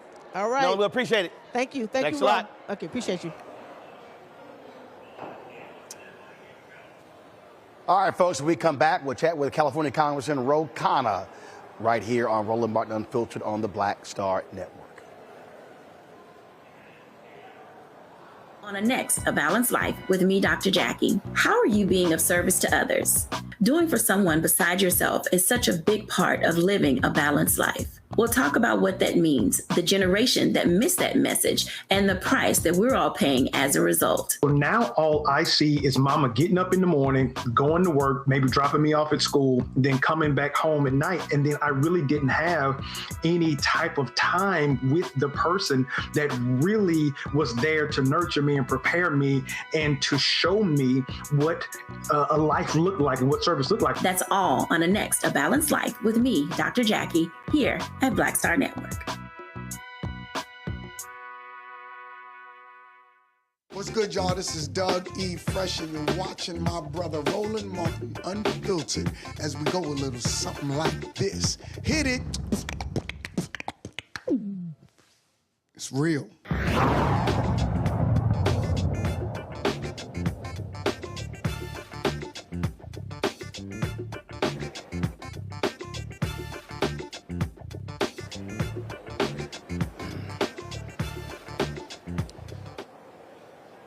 Folks, Vice President Kamala Harris has pretty much locked up the Democratic nomination for president, and members of Congress are lining up behind her. Well, of course, she was a longtime California official, United States Senator, Attorney General, and also DA in San Francisco. Ro Khanna is a member of Congress from California. He joins us right now. Congressman, glad to have you back on the show. I just saw this story here, Congressman, that I want you to weigh in on. And that is James Carville, who frankly I'm getting tired of. He was on MSNBC. He said, he tells giddy Democrats to reel it in. Elation is not going to be very helpful much longer, saying they're going to be coming at us hard. Okay, here's why that's dumb to me. The reality is the level of energy you're seeing. It's driving fundraising. It's driving volunteers signing up. It's driving so many different things.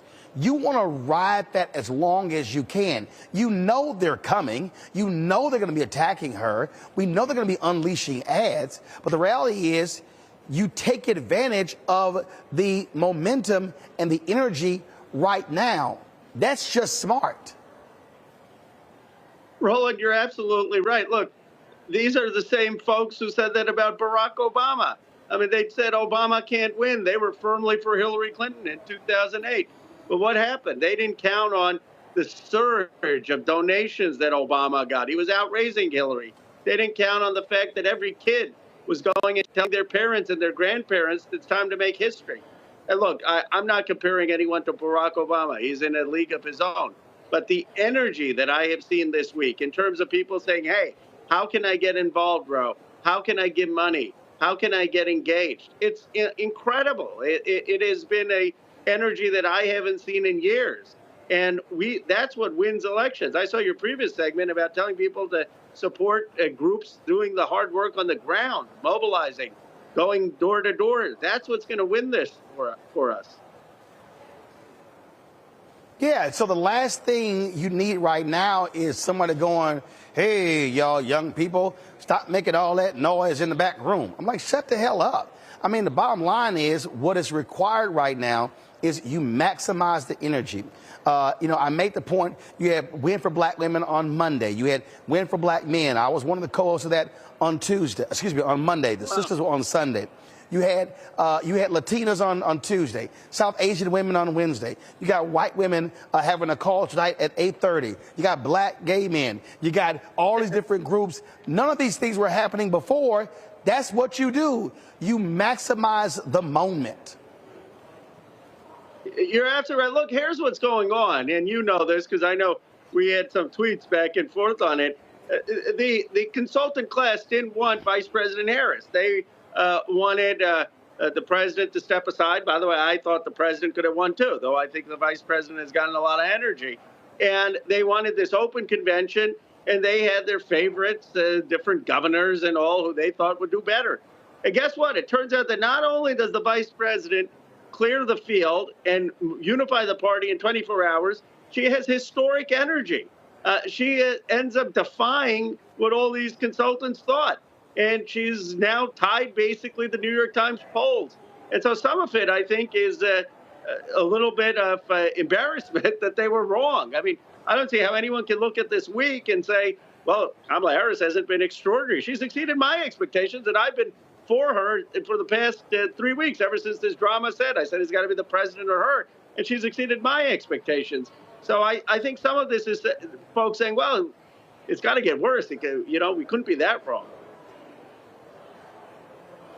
One of the things that we kept hearing, and my problem is we didn't know if it was true or not, all of these Democrats are like, oh my God, Joe Biden is dragging down House candidates. He's dragging down state House candidates. He's just killing the whole party. We kept hearing that. Were you seeing any of that? No. You know what he was dragging down? Roland, he was dragging down fundraising. Let's just be blunt. It was a lot of donors who had anxiety and were threatening not to give money. I have friends who are frontliners in Pennsylvania, Michigan. There's no doubt that Biden's numbers took a fall, and Kamala's numbers, Vice President Harris's numbers, are much higher by 4 or 5 points. But that did not affect the frontliners. They were running ahead of Biden, just like the Senate candidates were. I think that it looks like the vice president has a better shot, but I didn't like the way that whole thing went down with President Biden. I don't think it should have been public. I think it should have been his decision, and he can make a comeback, just like the vice president could end up winning, could end up losing. You can't decide a race in middle of July based on poll numbers and know which way that's going to turn out. Well, you're absolutely right. And I think, frankly, what killed President Joe Biden's chances of re-election were Democrats 23 days after the June 7th debate attacking him more than they were attacking Donald Trump. You're right. And that's what the president said. He was very graceful, but he said, I'm bowing out, not because I don't think I deserve a second term, not because I don't think I can win a second term, but because of party unity. Well, what does that mean? I'm bowing out because half my party has decided to attack me because I had a bad debate. And, you know, it's a shame that happened. But, Roland, whatever happens this time, and I do believe that Vice President Harris is going to become President Harris, but we need to have a serious conversation about making sure that never happens again. I mean, what are we going to do if it's President Harris in 2028 and come July, her numbers are low? Are we going to have a freak out and say, no, now we need to run a Michigan governor or a Pennsylvania governor? I mean, you can't have a party that way. Absolutely. Congressman Ro Khanna, we certainly appreciate it. Keep up the good fight. Thank you. And there's so much energy out there, Roland. And thank you for doing that call that you did. I love it. And I'm participating in a few of them. We just got to keep the enthusiasm. All right. That's right. Ignore James Carville. We appreciate it. Thanks a lot. Thank you. Folks, shortly after President Biden announced that he was not going to seek re-election, Donald Trump then began to say, well, you know, whether I should go forward this debate on September 10th. Vice President Kamala Harris said, bring it. Watch this.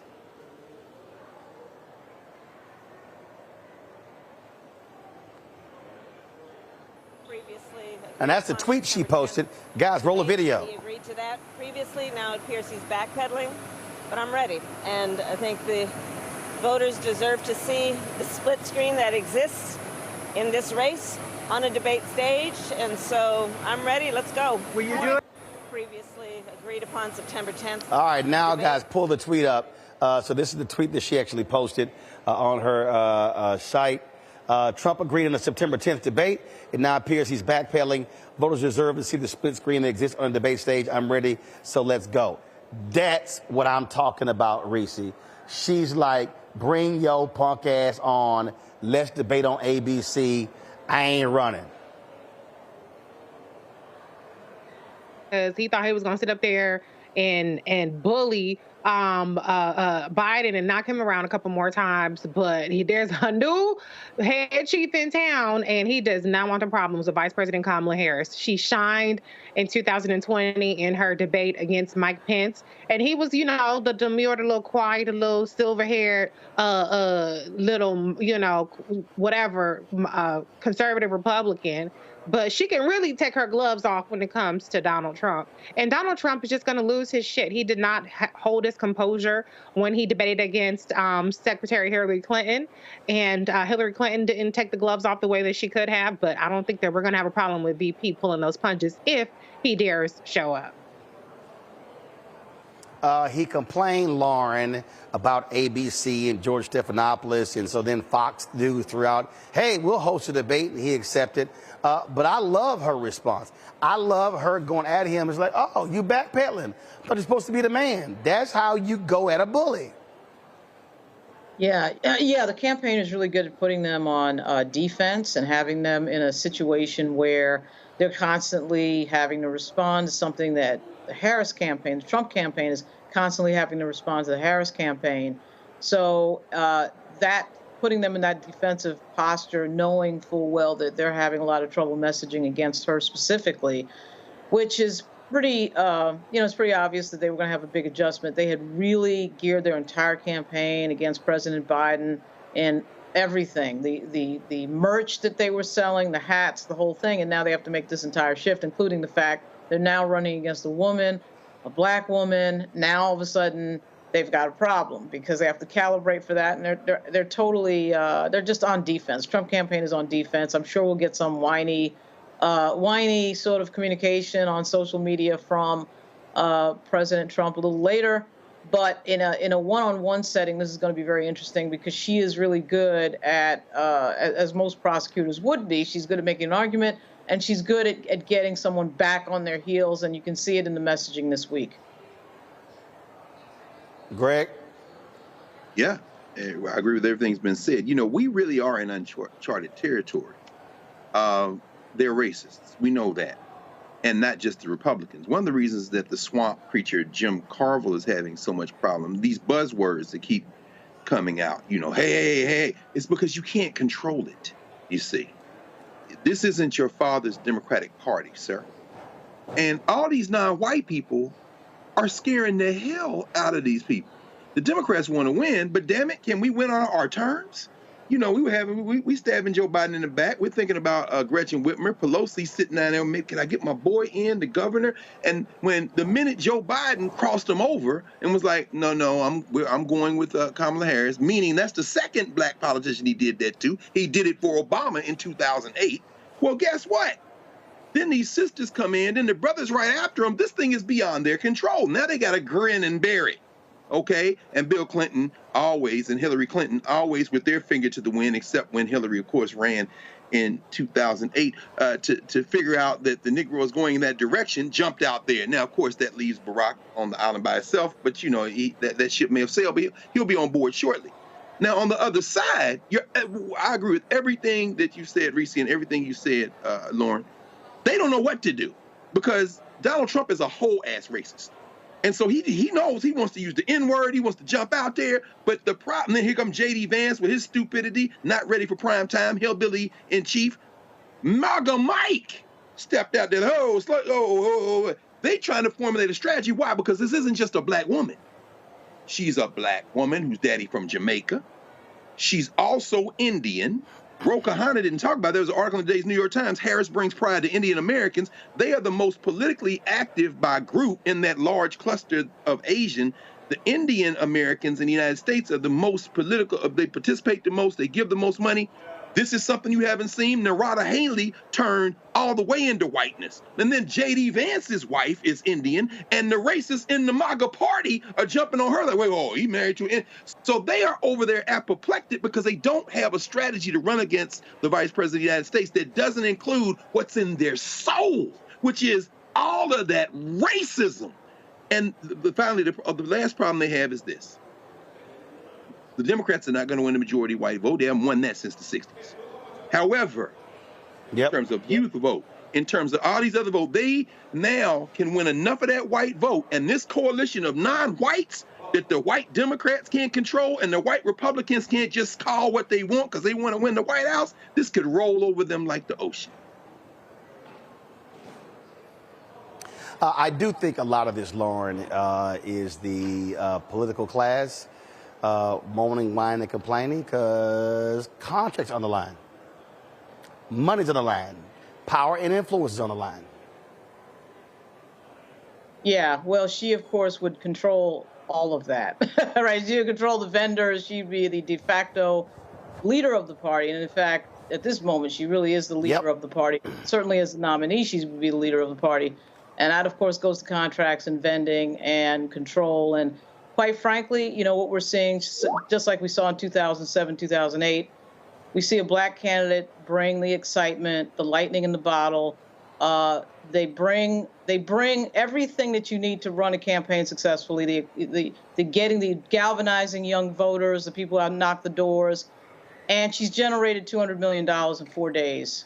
So by this time next week, it'll probably be double that or something in that neighborhood. And that filters down to everybody, DCCC, the frontline candidates, the whole ball game. And I've already seen some very interesting fundraising emails where people are doing the donation split. And the donation split for some of these people who are not even on the ballot, which is always hilarious.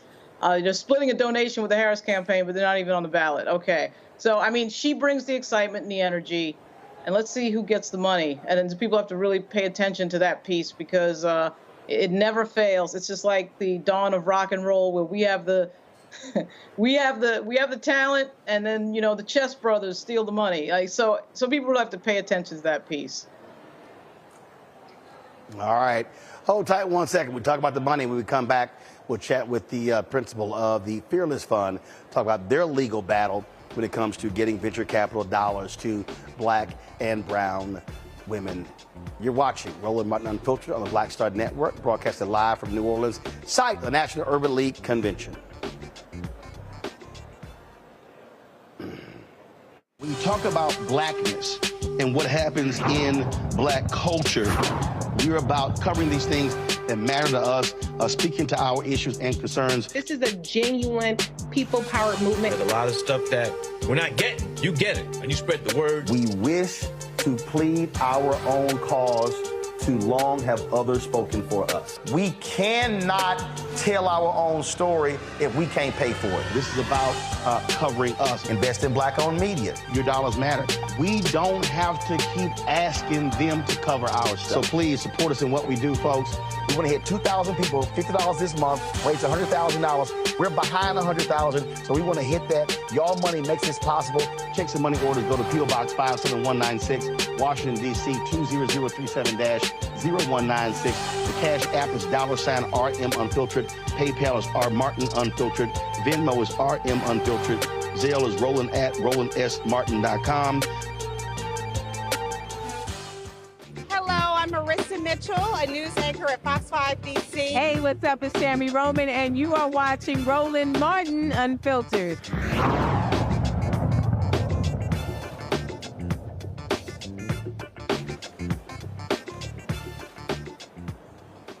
Erin Simone, the Fearless Fund, was one of the women who were celebrated at the Women of Power Luncheon here at the National Urban League today.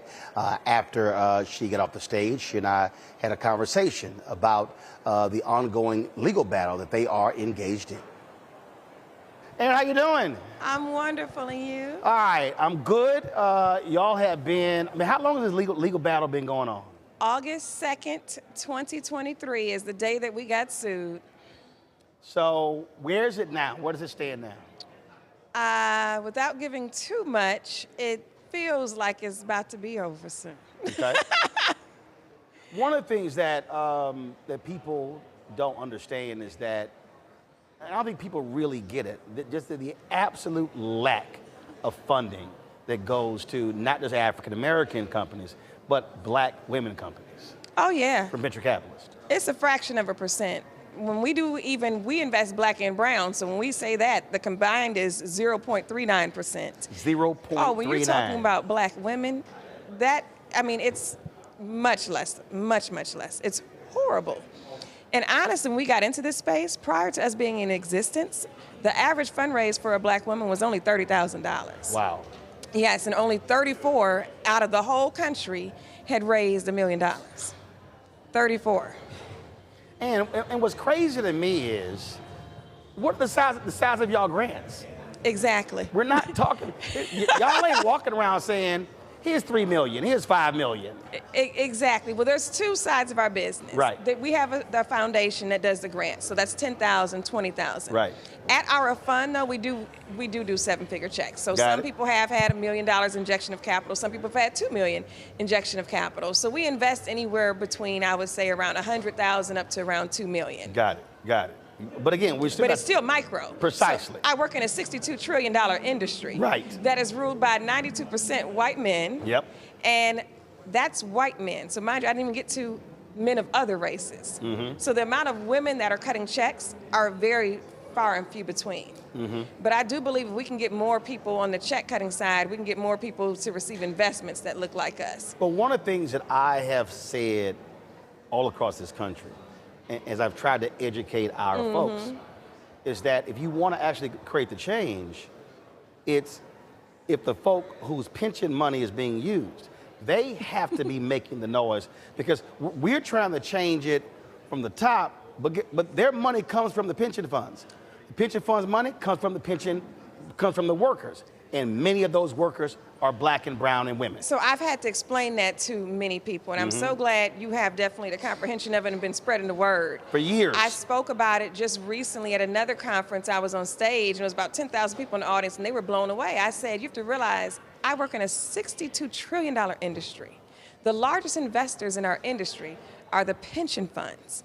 I said, pension funds are built off the backs of teachers, firefighters, police officers, plenty of careers with plenty of people of color. Public workers. Right here. So this money leaves right here, then it goes up to the $62 trillion industry I just talked about that is ruled by 92% white men. So the money from the pension funds goes to the 92% white men, and then from there, it goes into the white startups. And very rarely does it do a full circle and goes right back to the community whose backs it was built off of. Now, I know your show is unfiltered, so I will say what I have said in more private places. I said it's almost like a modern day slave situation, but you're just getting a small check for the labor. But they're using that money built off the backs of those people then to make more wealth, because what it's funding is really the technology industry, and the technology industry is the world's largest wealth producing industry. So people are taking that money, they're investing it in tech, and they're getting really, really rich off of it, and it's very rarely seeing a full circle return. So one of the things that I do is when I'm talking to an audience, I will say, if you are a public worker or retired, I want you to stand up. And typically what happens when I'm talking to African Americans, half of the room, 2/3 of the room will stand up. And I will say, your money is what's driving venture capitalists. Oh, yeah. And they're looking at me like, what is he talking about? And so you have some states that have actually done well. What Carl McCall did in New York, when they made it clear that, okay, who manages the pension funds? All right, what does your firm look like? Who are your board members? Who are your officers? Are you using black legal firms? Are you using black accounting firms? And if not, y'all out. The city of Chicago. And so that's also where I'm trying to tell our folk, put the pressure as well. I know there's a lawsuit right now against the state of New Jersey, freezing out a black a private equity firm when it comes to those dollars. And so this is where we have to understand it's our money.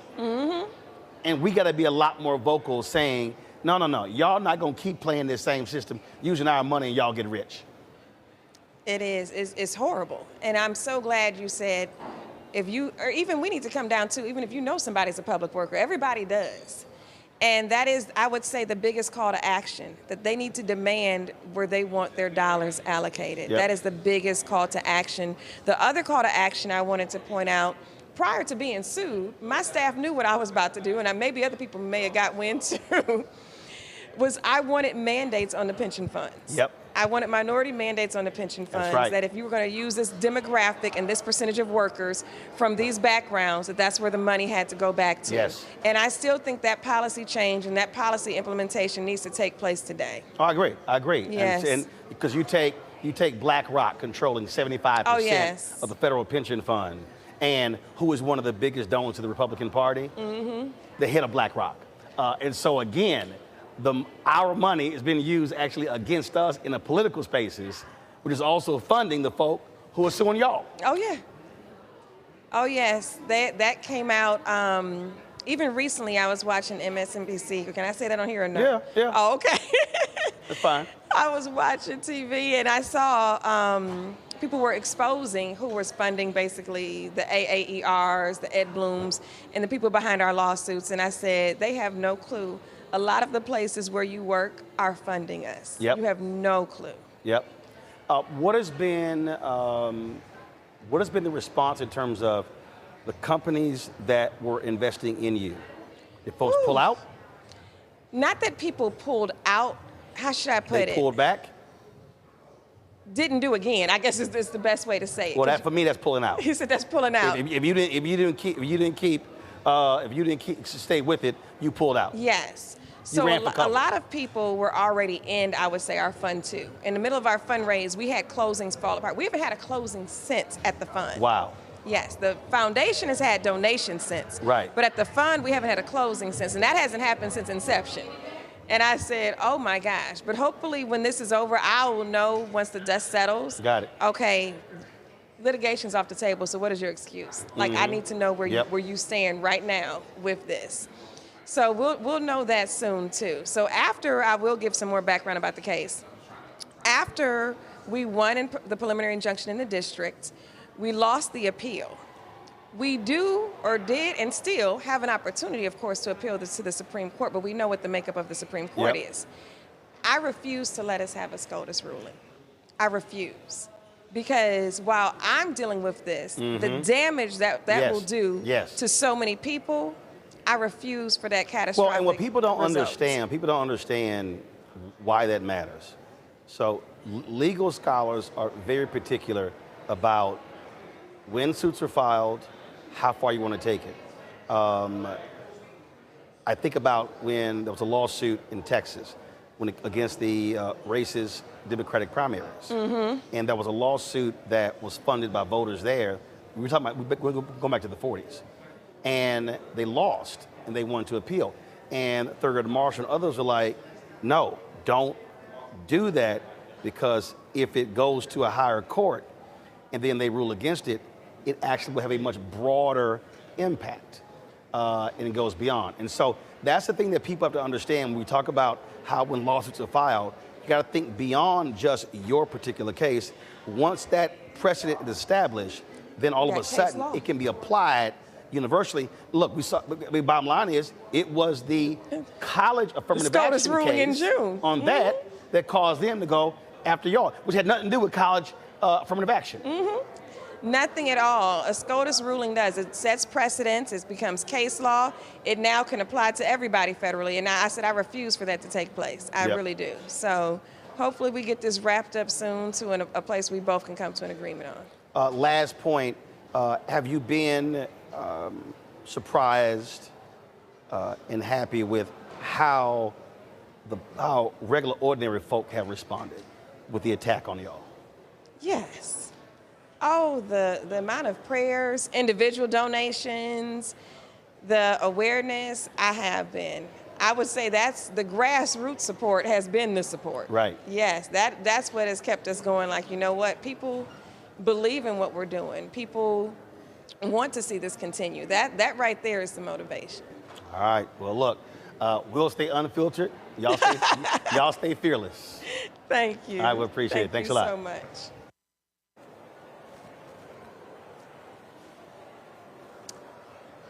You know, the point there, Reese, is a critical one, and that is when we talk about how venture capital is funded, is coming from these pension funds. And this is where, to me, civil rights groups and others should be mobilizing and organizing people. That's where you make the change. You stop the money flow on the front end. We're trying to make changes on the back end. No. You affect it on the front end. Yeah, but I think that that's going to be harder to do with the gains that the Trump-McConnell judges have made in terms of reshaping the courts.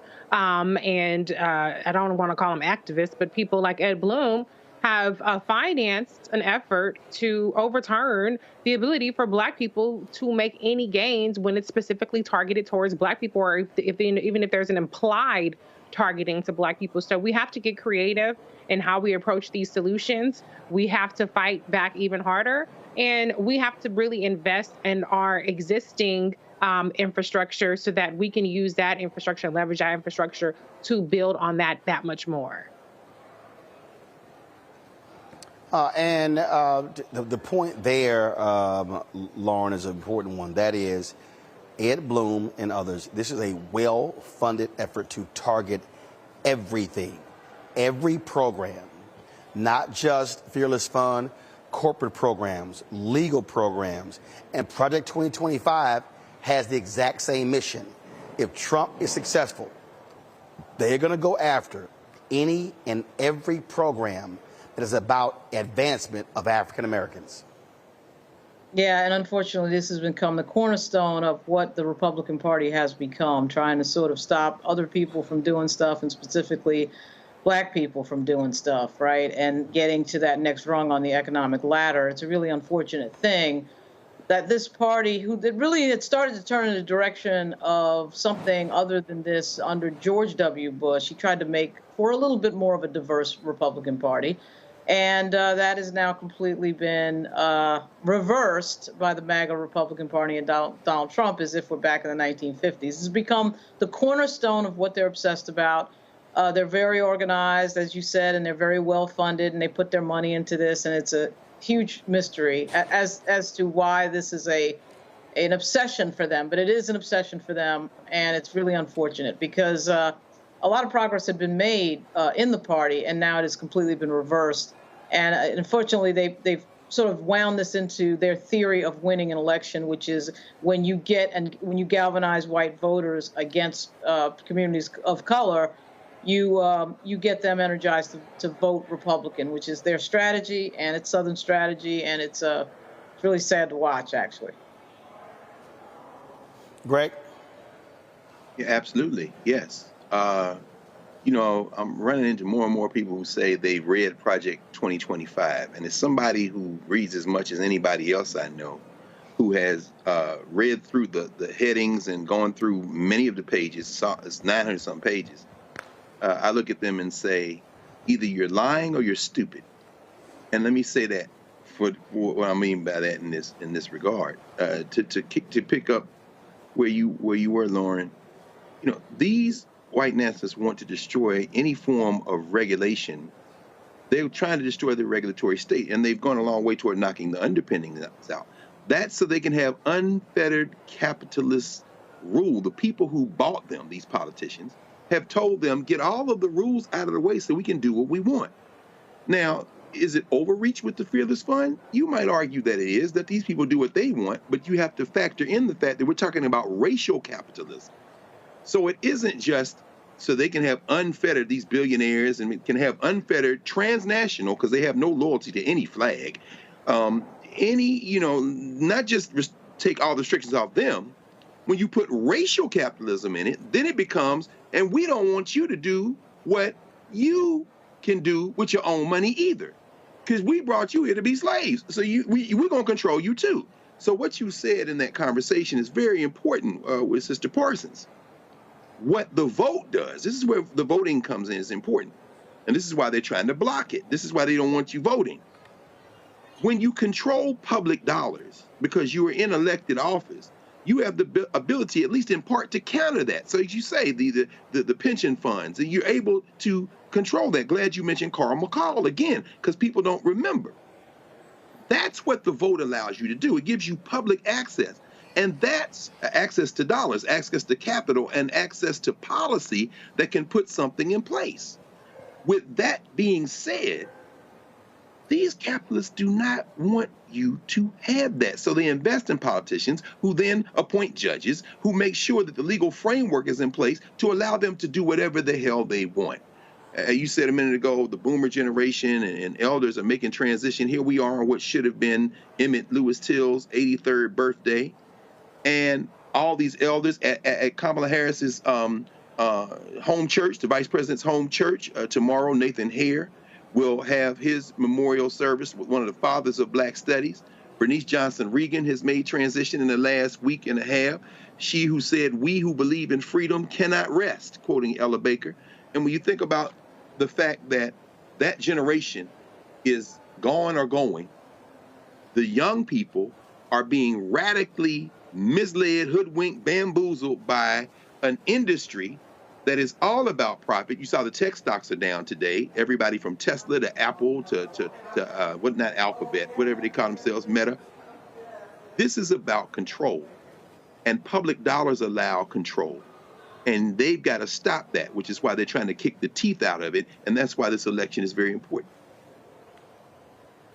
Indeed, indeed. Lauren, Reese, Greg, I certainly appreciate y'all joining us today. Thank you so very much. Folks, tomorrow from New Orleans here at the National Urban League Convention, we'll hear from President and CEO Mark Morrell, also Swin Cash, who is a basketball Hall of Famer, now working for the New Orleans Pelicans. And Cheryl Underwood talks about what she plans to do when the talk ends its current run. So all of that and more. If you missed anything from the National Urban League today, from yesterday or today, simply go to our YouTube channel, go to the Black Star Network. You can check it out. All the different events we live streamed. Of course, you'll also be able to see more of the live stream events tomorrow. We're the only, to my knowledge, we're the only media outlet who's actually here covering this conference. And so that's why Black-owned media is critically important. So we certainly appreciate partnering with the National Urban League to bring you their conference. Folks, do not forget, support us in what we do. Join the Bring the Funk fan club. Of course, you can send your check and money order to P.O. Box 57196, Washington, D.C., 20037-0196. Cash App is $RM Unfiltered. PayPal are Martin Unfiltered. Venmo is RM Unfiltered. Zelle, Roland at RolandSMartin.com. Roland at RolandMartinUnfiltered.com. Download the Black Star Network app. Apple phone, Android phone, Apple TV, Android TV, Roku, Amazon Fire TV, Xbox One, Samsung Smart TV. Also, be sure to get a copy of my book, White Fear, How the Browning of America is Making White Folks Lose Their Minds, available at bookstores nationwide. Folks, I'll see y'all tomorrow from New Orleans. Holla! Black Star Network is here. Oh, no punch! I'm real revolutionary right now. Thank you for being the voice of Black America. All momentum we have now, we have to keep this going. The video looks phenomenal. See, this difference between Black Star Network and Black-owned media and something like CNN. You can't be Black-owned media and be scared. It's time to be smart. Bring your eyeballs home. You dig?